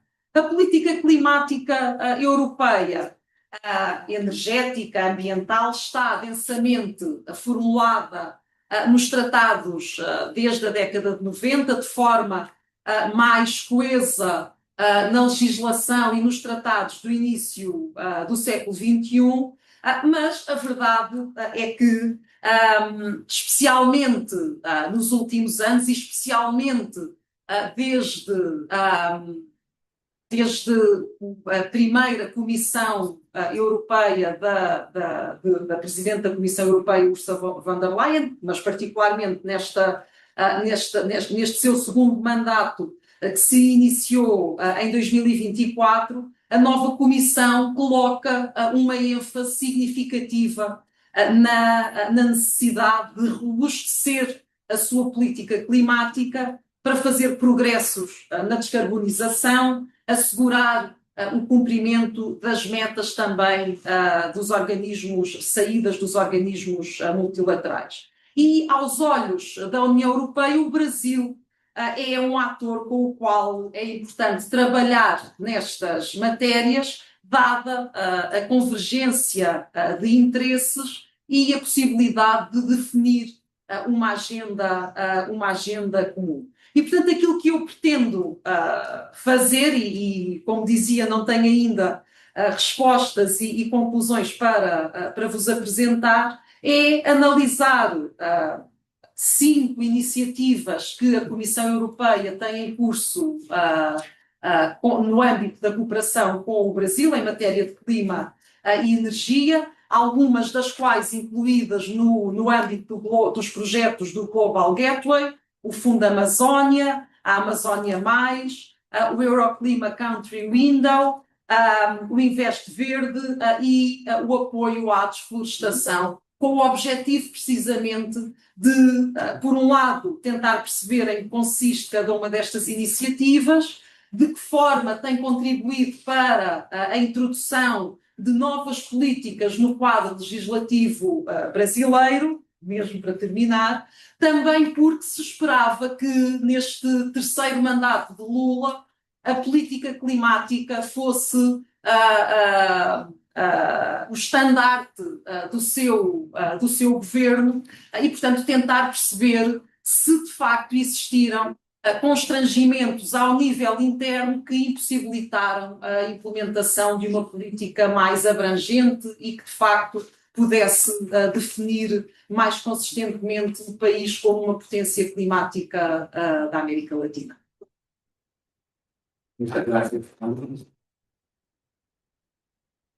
Ahora, José Víctor Ferro, de IB, con Brazil and the European Union Common Aims with Divergent Instruments on Multilateral Climate Commitments. Tenemos una presentación PowerPoint. No es mucho, pero igual hizo un poco, para que visualicemos ahí. Bueno, la verdad es que yo no sabía si presentaba en portugués o en castellano, pero con Carmen estuvimos hablando, así que voy a pasar a portugués, si les parece, para que tengamos aí uma discussão, não? Sobretudo porque me parece que a proposta de trabalho da Carmen, na verdade, vai dialogar bastante com o que eu vou apresentar agora, porque no meu caso também é uma proposta de paper, uma proposta de investigação, que na verdade vem tangencialmente a partir dos meus estudos de doutorado, né? E, na verdade, eu estudo União Europeia-Mercosul, o acordo, sobretudo no que tange as cláusulas, disposições meioambientais, sobretudo aquelas que estão contidas no capítulo de Trade and Sustainable Development. E aí, na verdade, fazendo algumas leituras a respeito, pensando, se puder ir passando, na verdade, o que me chamava a atenção, e que me parece o grande puzzle, assim, por isso que eu acho que vai dialogar bastante com a proposta da Carmen, então eu acho que foi muito boa essa ordem, é que justamente você observa que em diversos frontes diferentes, Brasil e União Europeia, na verdade, tem uma retórica comum de reforço, justamente a contribuição e a cooperação na agenda climática, né? Então, é uma agenda, e são termos que aparecem em diferentes frontes, né? E aí, na verdade, eu acho que é interessante a gente pensar em três frontes aí, né? Uma agenda que vai aparecer tanto bilateralmente entre Brasil e União Europeia, e daí, evidentemente, tem o marco do acordo de parceria estratégica de 2007, né? E ele aparece em diversos pontos do acordo, né? Ele aparece em um artigo só, ele é reiteradamente exposto, né? Como um dos princípios que deve reger a relação bilateral. E, ademais, na verdade, é um princípio muito antigo, né? Que rege a relação, ou ao menos, teoricamente, deveria reger a relação entre Brasil e União Europeia, seja no âmbito interregional mais amplo, né? Desde as declarações, você pega as declarações ministeriais do Grupo do Rio, dos anos 90, o desenvolvimento sustentável já é posto como objetivo da relação interregional, e, evidentemente, o Brasil está lá. Quando surge a CELAC, a mesma coisa. E, evidentemente, que está posta no acordo União Europeia-Mercosul também. Então, o que me chamava a atenção, passando um pouco, é justamente como, na verdade, se nesses três frontes diferentes, o desenvolvimento sustentável é posto como uma retórica e como uma agenda comum, na verdade, retoricamente, como é que esses dois países, justamente na hora de negociar compromissos climáticos e negociar um common ground, uma espécie de compromisso em comum, na verdade, divergiam, sobretudo na questão do financiamento a medidas de adaptação e mitigação, né, relacionadas ao câmbio climático, né? Então, na verdade, vou falando um pouco mais rápido também para não perder tanto tempo. Então, na verdade, a questão principal que eu busco, na verdade, assim, com as ideias que eu tive, com as ações que eu tenho, as políticas que eu tenho feito, é justamente como o Brasil e a União Europeia se posicionaram em relação ao estabelecimento de mecanismos multilaterais para o financiamento de medidas de mitigação e adaptação climática, né? E aí, evidentemente, né, quais são as suas posições, como essas posições foram framed, né, quando foram formatadas, e justamente como essas posições, né, de dois países que buscam o protagonismo no regime multilateral climático conformaram alguns compromissos que, ao final, acabaram sendo um common ground, né? Seja o Fundo Verde do Clima, né? Seja o artigo 9 do Acordo de Paris, que disciplina toda forma de financiamento a ser estabelecida no regime multilateral, e, mais recentemente, a gente tem a decisão mutirão, que é estabelecida na COP30 em Belém. E aí, a contribuição que eu espero, né, algum dia, na verdade, quando se concrete esse estudo, né, e que isso o debate e a contribuição de vocês também vai ser bastante importante, é justamente focar, na verdade, em termos de economia política do regime multilateral climático, né? Porque, na verdade, você tem toda uma cuja é distributiva, né? Você tem, na verdade, determinados países, né, que o que poderia ser, digamos assim, uma espinha dorsal do regime, né, multilateral climático, né, que é justamente o financiamento, ele está o tempo inteiro em debate e disputa, porque, na verdade, assim, você combater o câmbio climático demanda fundos, né? E de onde vem esse fundo? Né? Como, na verdade, os diferentes países, né, desde uma perspectiva assimétrica da sua capacidade de contribuir com esse regime, né, como eles vão formatando e encontrando também common ground, né, uma espécie de chão comum. E, evidentemente, por que Brasil e União Europeia? Só voltando, então, por que Brasil e União Europeia? Né? No caso da União Europeia, a gente sabe, na verdade, o protagonismo que busca a União Europeia, né, como poder nativo, etc., se consegue já em outra discussão, tá? Mas pelo menos se tenta pôr como tal. E, sobretudo, do outro lado, o protagonismo que tenta buscar o Brasil se articulando, né, com os países do chamado Sul Global. Né? Então, a gente tem os caso famoso do BASIC, né, na COP de Copenhague, mas mais recentemente a gente também tem a articulação do Brasil com o Grupo Sul, né, que é basicamente o Mercosul mais o Equador, né, que tem um foro de concertação a respeito, para criar justamente uma posição comum no regime de mudanças climáticas. E aí, na verdade, em termos de metodologia, né, o que eu espero, na verdade, como eu espero encontrar a resposta para essas perguntas que estão postas, evidentemente é necessário uma extensa análise documental, né, sobretudo as decisões e resoluções advindas do regime multilateral do clima, mas não só, né, também esses dois lados publicamente, né, se manifestaram a respeito de que tipo de compromisso eles estavam, né, dispostos a entrar. Então, position statements também, voltando um pouquinho mais, isso.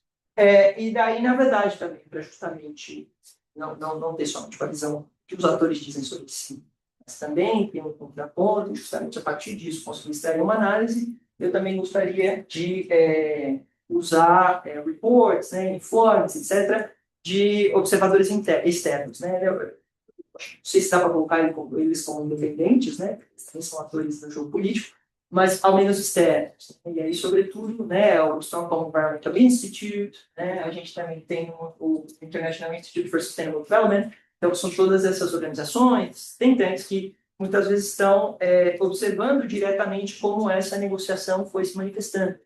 E, sobretudo, porque, agora passando, e como eu gostaria de operacionalizar essa análise, né? Evidentemente, o regime de mudanças climáticas é muito extenso. Né? Se a gente, desde a conferência de Estocolmo, não tem possibilidade. Né? Ou até mesmo, se a gente pegar desde, digamos assim, do regime climático moderno, né? A partir de depois com a conferência aqui no Rio, é um regime muito extenso. Então, na verdade, meu approach aqui, na verdade, seria focar em 4 episódios fundamentais. Né? Primeiro, o episódio fundacional, a Conferência Rio 92, aqui no Rio. Depois passar para Copenhague, né? Porque Copenhague foi onde justamente se começou a desenhar um dos mecanismos, né, de financiamento para adaptação e mitigação das mudanças climáticas, né, que é o Fundo Verde. E depois, evidentemente, o Acordo de Paris, que funda, digamos assim, o regime lateral moderno. E, em último lugar, aí, evidentemente, o último episódio que a gente teve na COP no ano passado. Né? Sobretudo porque, ali na decisão do mutirão, a gente tem 2 artigos, no qual não são artigos juridicamente vinculantes, mas são super importantes porque o regime climático tem essa característica. Né? Às vezes você tem compromissos que não são juridicamente vinculantes, mas que vão sendo evoluídos até se tornar juridicamente vinculantes. E no caso da decisão mutirão, você tem o artigo 47 e 48 da declaração mutirão, que citam expressamente a necessidade de se aumentar o financiamento para medidas de mitigação e adaptação às mudanças climáticas até 1,3 bilhões de dólares. E, na verdade, um aumento enorme, né? Tendo em conta o compromisso que foi estabelecido lá em Copenhague, depois reiterado em Paris, que eram somente 100 bilhões, né, para esses 2 campos. E aí, na sequência, eu tinha, na verdade, umas slides falando um pouquinho, né, desses 2, de cada um desses episódios, mas como, na verdade, acho que o ideal seria abrir para o debate, acho que não tenho tempo de me adentrar muito nisso. Então, na verdade, bom, é isso. Gostaria de agradecer, Pérez. E aí, abrir para o debate e escutá-los.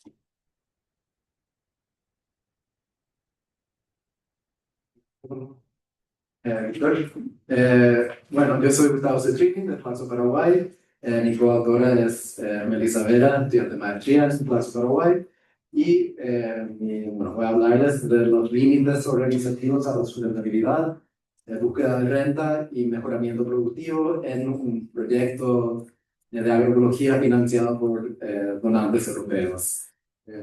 También tengo un PowerPoint en mi documento que el panel tiene como encontrar de escalas, o sea, es una escala epistemológica, ontológica, los regímenes internacionales, y bueno, yo les voy a llevar a una escala muy local y hablar de cómo, no sé, la construcción de, no sé, del futuro medio ambiente se disputa a un nivel muy local.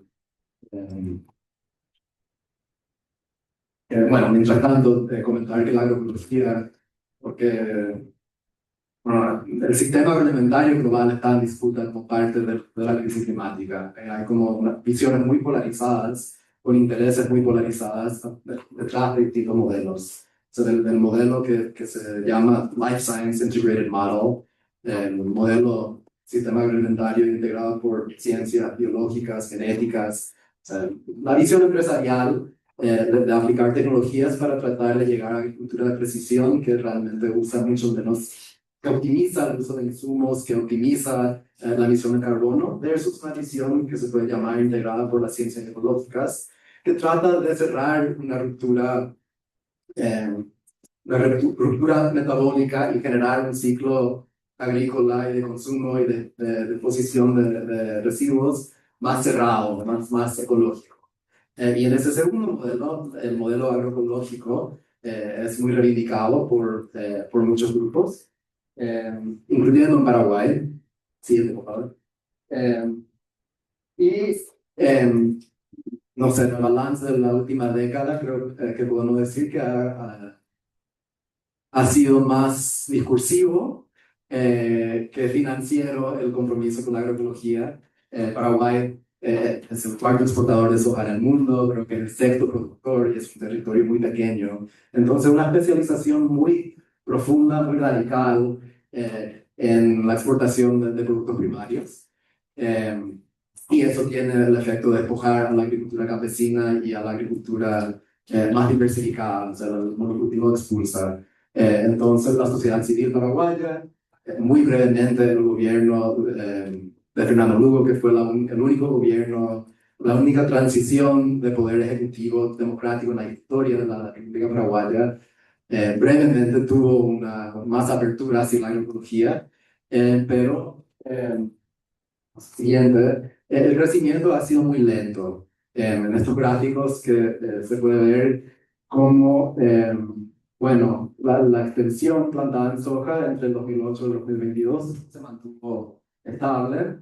El área plantada con técnicas agroecológicas realmente disminuyó marginalmente, pero no, perdón, ese es el número de productores. Pero si vamos al área plantada, podemos ver una expansión bastante importante en el área plantada de soja y una expansión pequeña en la agroecología. Y bueno, ese momento de apoyo discursivo de proyectos un poco más amplios coincidió con ese momento democrático de alternancia, pero ese momento fue interrumpido por un golpe parlamentario y la restauración de un régimen de partido único con mucho alineamiento al complejo de agronegocios. Y lo que se ve después de ese momento es mucha fragmentación de los proyectos del apoyo de agroecología y bueno, la política agraria, la política de desarrollo agrícola en Paraguay es tremendamente dependiente en la cooperación internacional. En general, el abordaje del desarrollo económico en Paraguay es muy marcado por la cooperación de la Unión Europea, la cooperación de Estados Unidos, hasta que USAID fue desmantelada. Entonces, uno ve mucha inestabilidad en el tipo de, no sé, de abordaje local al desarrollo, porque cambia año tras año, hay muy poca estabilidad en las políticas públicas. Siguiente. Y me faltó el título, parece que mandé la versión incorrecta, pero no importa. El título decía que la agroecología como modelo de desarrollo agrícola tiene una economía política distinta a la agricultura convencional. O sea, construye acciones, actores subjetivos distintos, o requiere actores distintos a nivel local. Porque no, si pensamos en la revolución verde, la agricultura convencional, es intensivo el uso de insumos en fertilizantes, en semillas híbridas, o después semillas transgénicas, en maquinaria o en combustible para la maquinaria. Entonces genera o se requiere una serie de insumos que son muy visibles y muy distribuibles en la política clientelar. Entonces, no sé, los líderes, los punteros políticos y sus seguidores en organizaciones de pequeños productores intercambian lealtad política por estos bienes materiales que en teoría pueden impulsar un mejoramiento productivo, una mejora de la productividad. La agroecología, que no es intensivo en el uso de insumos, es intensivo en gestión de la tierra, gestión de las relaciones ecológicas a través de técnicas como la rotación de cultivos, la asociación de cultivos, el desarrollo de insumos dentro de la finca, técnicas de conservación de suelos, que tienen mucho más productividad cuando se aplican a nivel de una comunidad, ¿no? Cuando se aplican colectivamente. Entonces se puede decir que políticamente requiere mucho más acción colectiva y eso requiere capacidad de acción colectiva siempre. Entonces, bueno, es lo que dije. Y podemos contrastar organizaciones con capacidad de esa acción colectiva versus organizaciones que tienen una orientación hacia la búsqueda de renta o rent seeking en inglés. Y es más o menos un marco teórico que tomamos para estudiar el siguiente. Bueno, para preguntarnos cuáles son las barreras organizativas para la adopción de técnicas agroecológicas siempre.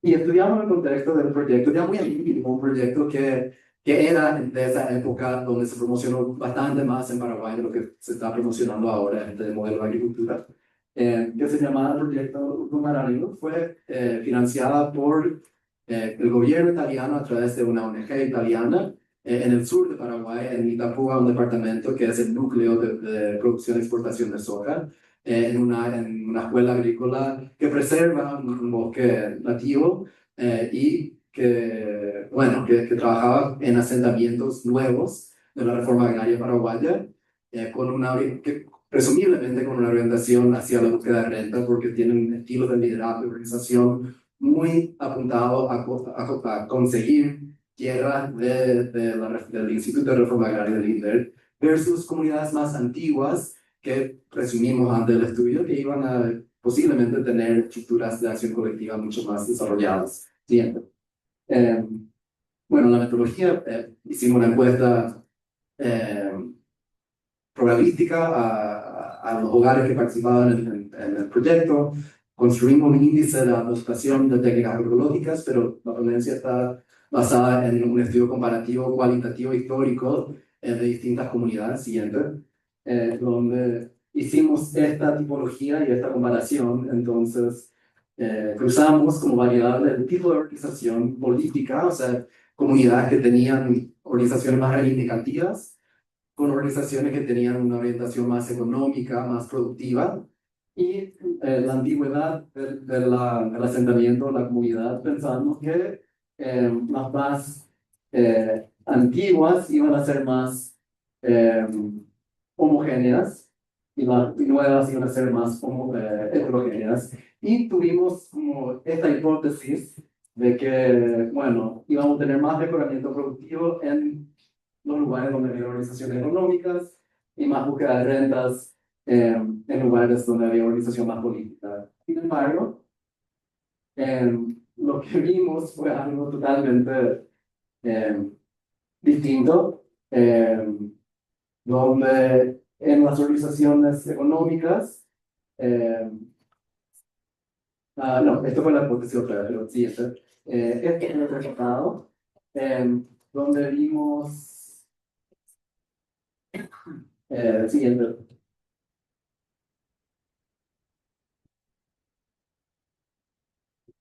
Siguiente. Creo que no sé si puse la tabla, pero no. Ahí está. Ese era. Lo que vimos era que casi en todos lugares había una orientación hacia la búsqueda de renta, hacia conseguir insumos a corto plazo, muy poca capacidad de organización colectiva, de adoptación de las técnicas y de colaboración entre los productores, y sobre todo porque las relaciones eran muy verticales, muy jerárquicas, y si el dirigente de la comunidad no colaboraba con el proyecto y no bajaba el link a sus seguidores de, bueno, vamos a adoptar estas técnicas, seguía no sé, una desconfianza y una búsqueda de querer quitar provecho material en el corto plazo del proyecto, y en la mayoría de los lugares no se lograron los objetivos. Entonces, a ver si, siguiente.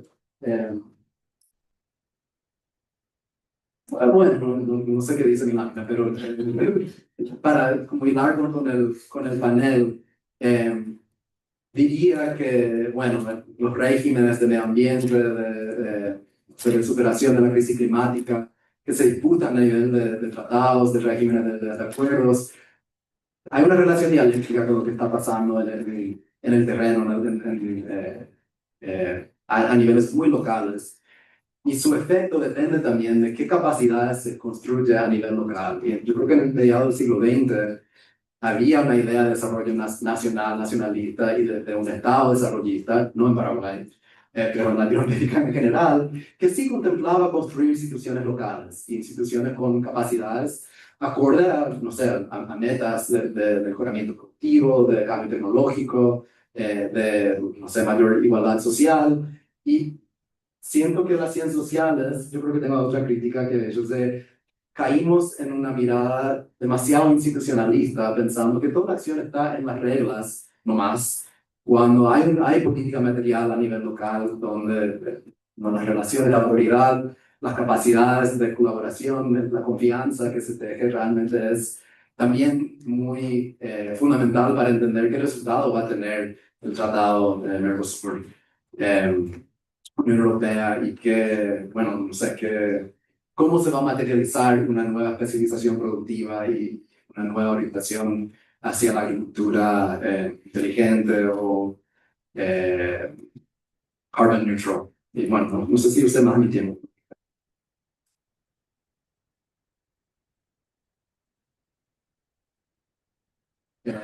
Y ahora, por último, tenemos a Camila Talgati Teja, de la Universidad Federal de Grande Dourados, con Brasil, Unión Europea, las iniciativas de parceria estratégica para promoção e proteção dos direitos humanos. Muito obrigada.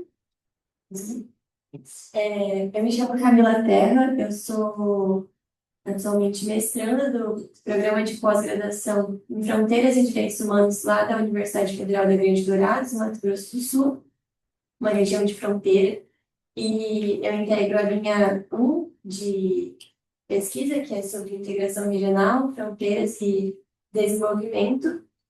Faço parte da Cátedra Jean Monnet, e há alguns anos eu tenho desenvolvido pesquisa a respeito da parceria estratégica entre Brasil e União Europeia, e nesses últimos anos versado um pouco mais sobre a questão da crise climática e da parceria nessa temática, nessa pauta importante e urgente. E eu busco apresentar para vocês um estudo sobre a parceria estratégica entre Brasil e União Europeia, as iniciativas para a proteção e promoção dos direitos humanos.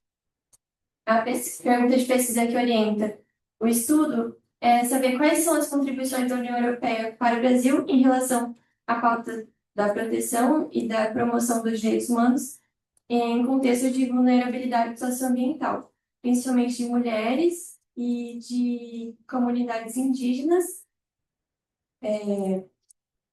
E o objetivo geral é apresentar essas políticas, ações e iniciativas da parceria entre Brasil e UE.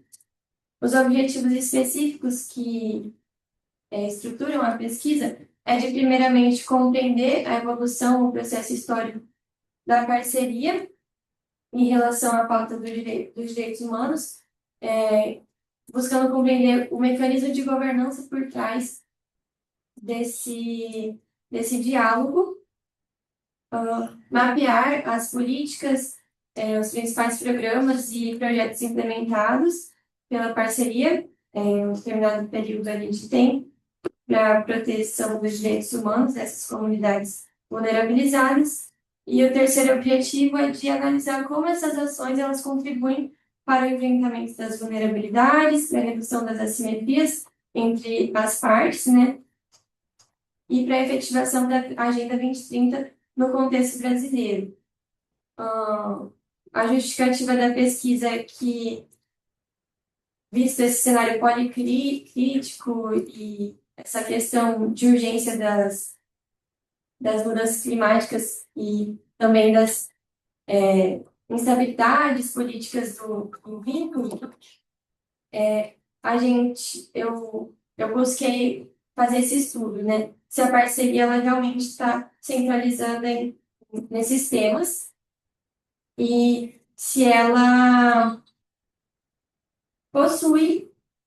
faz jus aos valores que ela tanto prega, né? Que é a promoção da paz e segurança, as mudanças climáticas, o desenvolvimento sustentável, a luta contra a pobreza e a promoção da cooperação regional e cooperação nas áreas de ciência e tecnologia. São pontos que estruturam a parceria.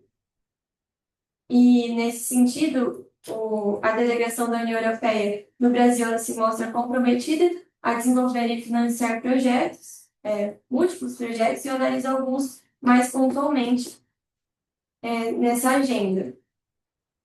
Sobre a metodologia que eu utilizo, é uma metodologia qualitativa, que utiliza o método indutivo-dedutivo, contribuições da teoria da interdependência complexa, sobre o sistema internacional ser estruturado a partir de situações caracterizadas por efeitos recíprocos, não necessariamente simétricos, que geram um mundo interconectado mediante múltiplos canais. E nessa parte da cooperação entre Brasil e UE, eu também abordo a questão do transbordamento da cooperação para diversas arenas. Nessa pauta dos direitos humanos, a cooperação também transbordar para a parte de proteção aos direitos socioambientais das comunidades. É importante frisar sobre as relações de poder desse vínculo, né? Que às vezes é um vínculo muito assimétrico, e também as questões do normative power da União Europeia, nessa projeção da liderança da política global. O método que eu utilizo para pesquisar é o de Process Strengthening, a fim de atestar os níveis de regularidade dessas iniciativas na parceria estratégica. E também a parte do estudo de caso, já que se trata de iniciativas pontuais. E a fim de avaliar os efeitos da parceria estratégica para a governança da pauta na política doméstica e na política externa brasileira. Como o objetivo da pesquisa, ele busca fazer esse processo de recorte histórico da União Europeia na política externa brasileira, gostaria de ressaltar que a parceria ela foi caracterizada, né, por alguns períodos de atos, desentendimentos, mas também outras posturas de aproximação e retomada de iniciativas. Então, são parceiros estratégicos e pragmáticos, assim como alguns autores mencionam. Gostaria de falar sobre que, durante esses anos, desde 2007, quando a parceria foi implementada, ocorreram as reuniões de cúpula entre Brasil e União Europeia, os planos de ação conjunta, iniciativas de diálogos setoriais, e os direitos humanos sempre acompanharam, né, essas agendas. Inclusive, tiveram 13 diálogos de alto nível sobre os direitos humanos entre o Brasil e a União Europeia.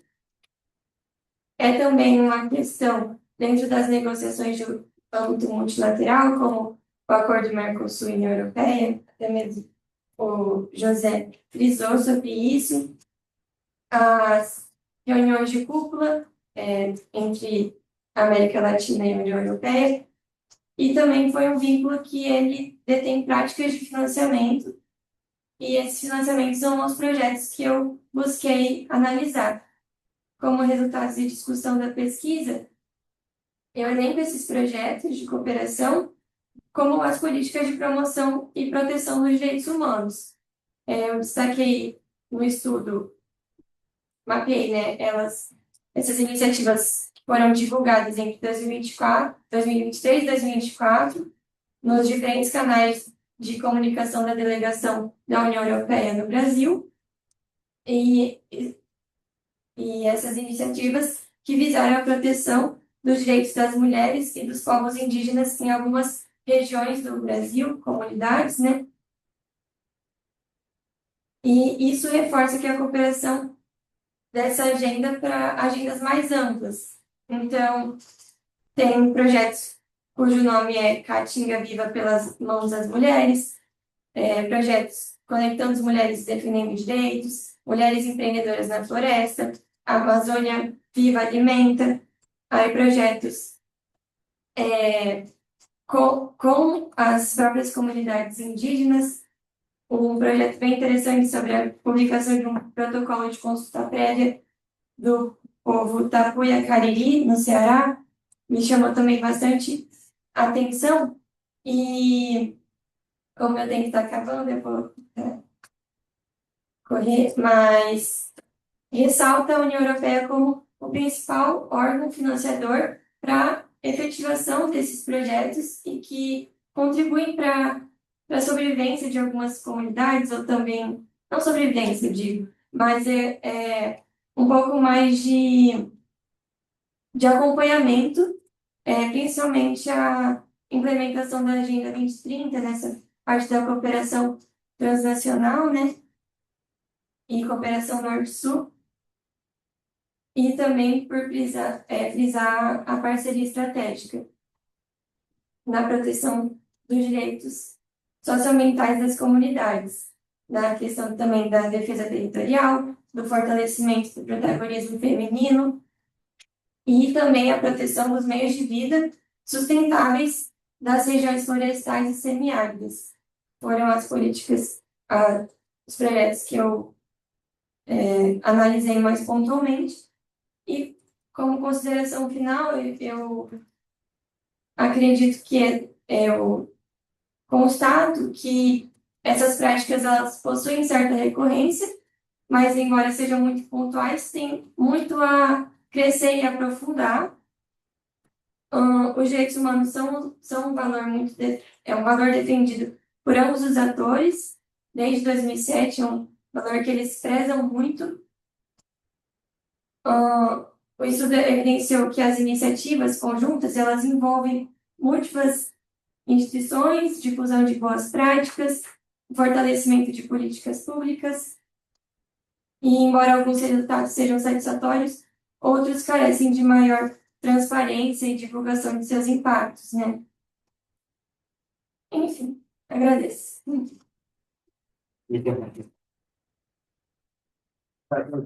Por cumplir perfectamente con el tiempo, tenemos 15 minutos para preguntas.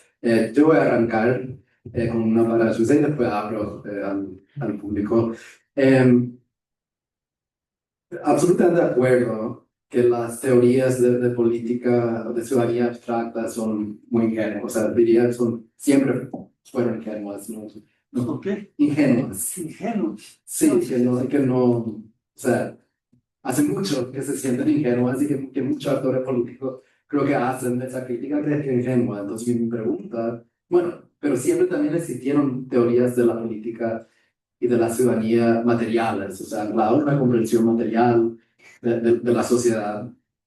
Mi pregunta, entonces, es qué afinidad hay, perdón si no entendí porque el portugués sí me cuesta un poco, con los abordajes marxistas de la teoría política, que sí rechazan esta abstracción de la sociedad, de la naturaleza, Pienso acá en un libro que se llama El capitalismo en la trama de la vida, Capitalism, the Web of Life, de Jason Moore, que rechaza es anticartesiano, o sea, esta división entre naturaleza y sociedad, y contempla la construcción de una naturaleza históricamente concreta, del capitalismo dentro de la naturaleza y de la naturaleza capitalista.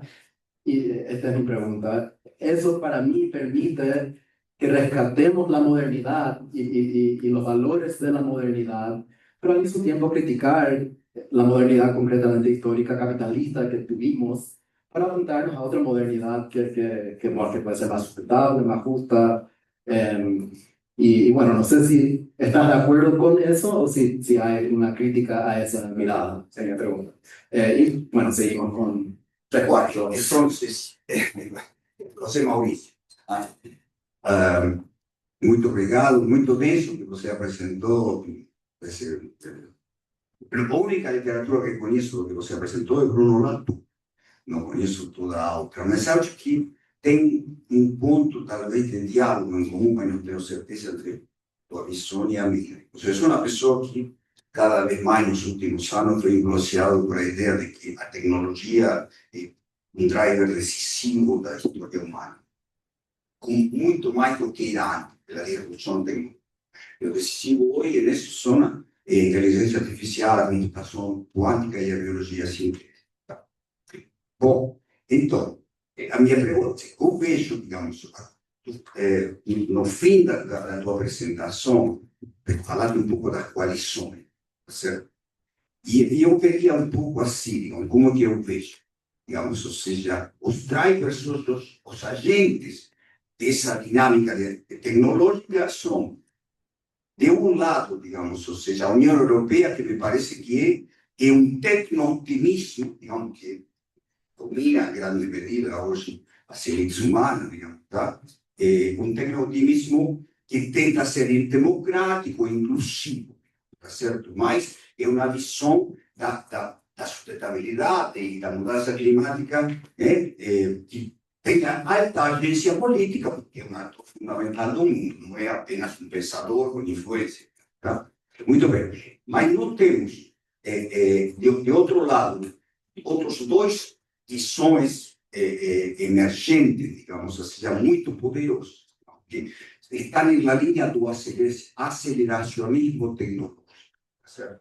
E de um lado, digamos, o mais radical é tipo Elon Musk, Peter Thiel, tá certo? Que é, digamos, um pouco assim, digamos, a democracia já foi um fator fundamental do peso humano e do desenvolvimento tecnológico, mas hoje não está, tá certo? E se precisa sistema de governo que não seja democrático, que seja hipermeritocrático. Chamemos de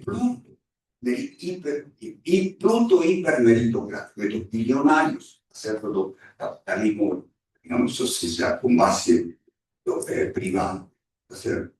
E nós temos, digamos, uma aceleração, dentro desse aceleracionismo tecnológico no capitalismo ocidental, uma visão, tipo, por exemplo,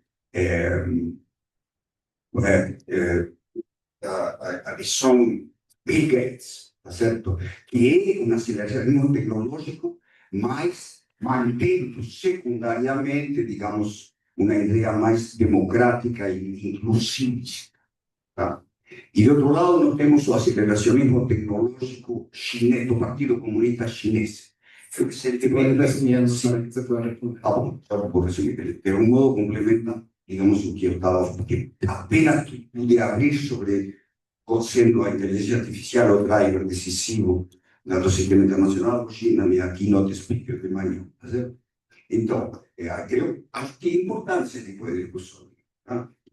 Então, eles são meritocráticos a chinesa, historicamente, uma meritocracia comunista, digamos, tá certo? Que representa o povo, basicamente, o monopólio do Partido Comunista, digamos, tá? Então, me parece que esses atores são chaves. O ator mais ligado ao mundo presente e passado é a União Europeia. Tipo, tecnooptimismo da União Europeia.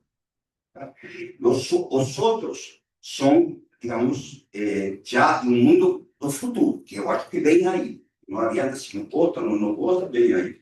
Então, eu gostaria de ver, então, porque eu gostaria de pensar que coalições, digamos, do bem, digamos, tentabilista, mais relativamente democrática, dentro do limite de haver isso hoje. É dizer, como isso se relaciona com o que você começou a falar sobre as coalições.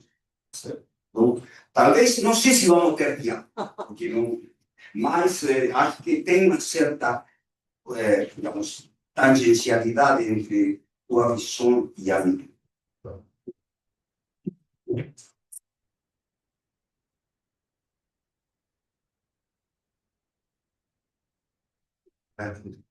Tengo una pregunta para Gustavo.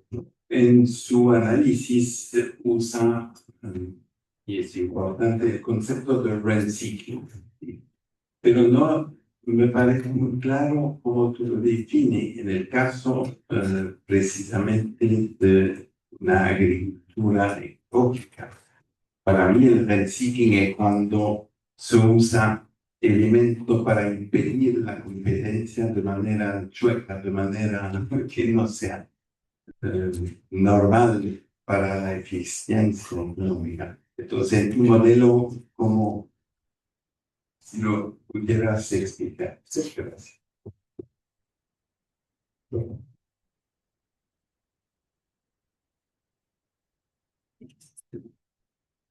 Gracias por las presentaciones. Una pregunta corta para Gustavo y también para Camila. Me da la impresión que hay algo de greenwashing, digamos, ¿no? Aunque digo, es tal vez una categoría muy nativa para impugnar, digamos, y no una categoría teórica, pero estos procesos que uno ve de financiamiento de pocas iniciativas aisladas, no articuladas, fragmentadas, que a veces sirven más para construir un discurso público que para hacer un cambio. Lo traigo por si me resonaba mucho eso cuando ustedes hacían su presentación. Y a José Mauricio quería preguntarle si entendí bien, me gustó mucho la reivindicación de la antropología, y al menos en un primer momento, ¿no? Digo, con Nicolás y los aportes de Miguel de Castro, bueno, el perspectivismo, el giro ontológico, etc.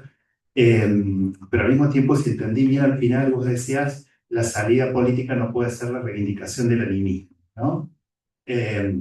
Ahora, recordaba también que los ecofeminismos, digamos, también han sido impugnados muchas veces porque tienen este planteo, bueno, de la madre tierra, volver a la Pachamama, como planteos muy ingenuos también, ¿no? También han sido criticados sociológicamente, políticamente, y por otro lado tenemos las perspectivas, no diré europeas, sino rusas. Digo, estoy pensando en el Instituto de Moscú, en la terraformación, Benjamin Bratton, que también es hipermoderna, ¿no? La tecnología como lo que nos va a salvar, aunque haya catástrofe, lo que nos va a salvar.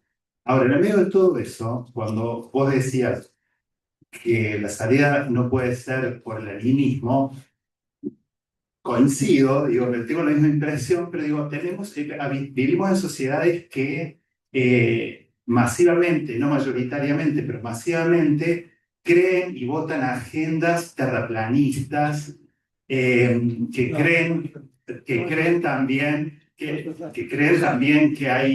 en las vacunas hay chips, que nos modifican genéticamente. Digo, hay un imaginario anticientífico que no es mayoritario, pero que también se construye una agenda de movilización política, junto a otros factores. No estoy estoy aislando variables, digamos, ¿no? Mejor dicho, no las estoy aislando todavía, las estoy dejando jugar ahí. Entonces, no sé si la crítica solamente al animismo como algo que no puede movilizar es así. Digo, tal vez sí pueda movilizar algo, pueda movilizar afectos o lo que sea, en unas sociedades que creen cosas muy distintas al ideario moderno racional en el que hemos sido formados.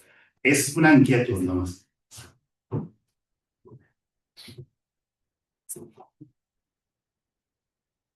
¿Alguien más? ¿Último?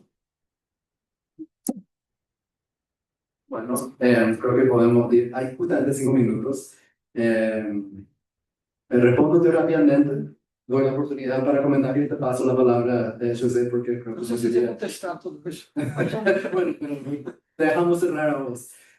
Bueno, el concepto de rent seeking o búsqueda de renta, sí, quizás no expliqué muy bien, pero básicamente el contraste entre la búsqueda de activos, de monopolizar activos como la tierra, o como estos bienes divisibles que los proyectos distribuyen como para, o sea, no sé, los insumos o la maquinaria muchas veces se vende y la tierra se acapara. Incluso los mismos productores en algunos casos venden otra vez su tierra, venden y después van y ocupan, o en esa época iban y ocupaban otra tierra de reforma agraria y recibían otra vez, o buscaban que se la adjudique otra vez. Entonces hay una dinámica donde el activo no se usa productivamente como para generar un ingreso o mejorar la productividad, versus la propuesta de la agroecología y de este proyecto, que era bueno para los que recibieron tierra,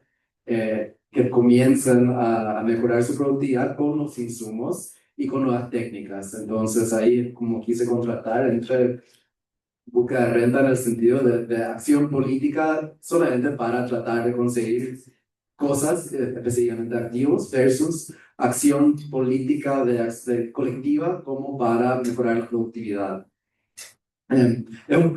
Es un concepto un poco distinto a lo que normalmente se escucha, pero creo que entra. Y bueno, rápidamente, el greenwashing.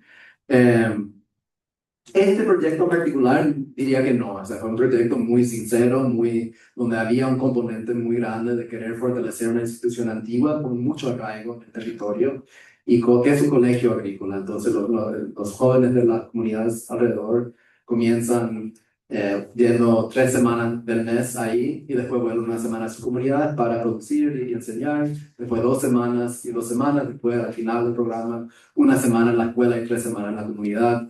Entonces hay una construcción institucional local ahí muy importante, y el proyecto, a pesar de tener como resultados bien flojos en muchos lugares, está aportando a eso.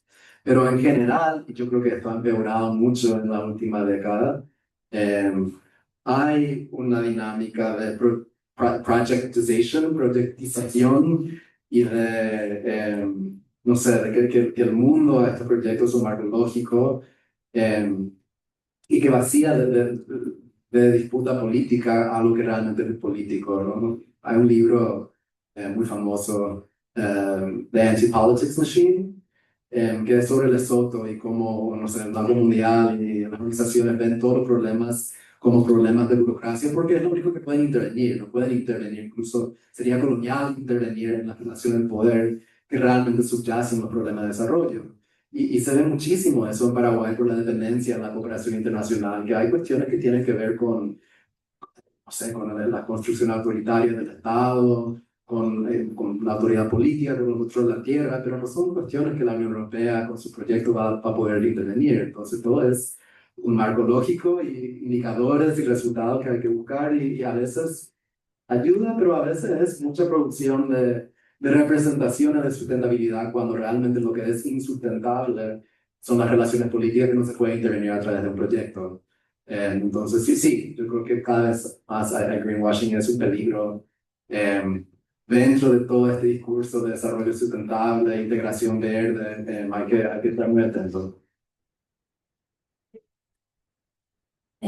Eu concordo muito com o que você falou e também o que o senhor falou, que as iniciativas, elas às vezes carecem realmente de pontos bem estruturados, né? Às vezes os resultados, eles possuem essas perversidades, que no caso é o greenwashing, mas outros projetos elaboram realmente resultados. Eles são projetos finitos, entregam de certa forma um resultado satisfatório e atesta que a parceria ela tenta mobilizar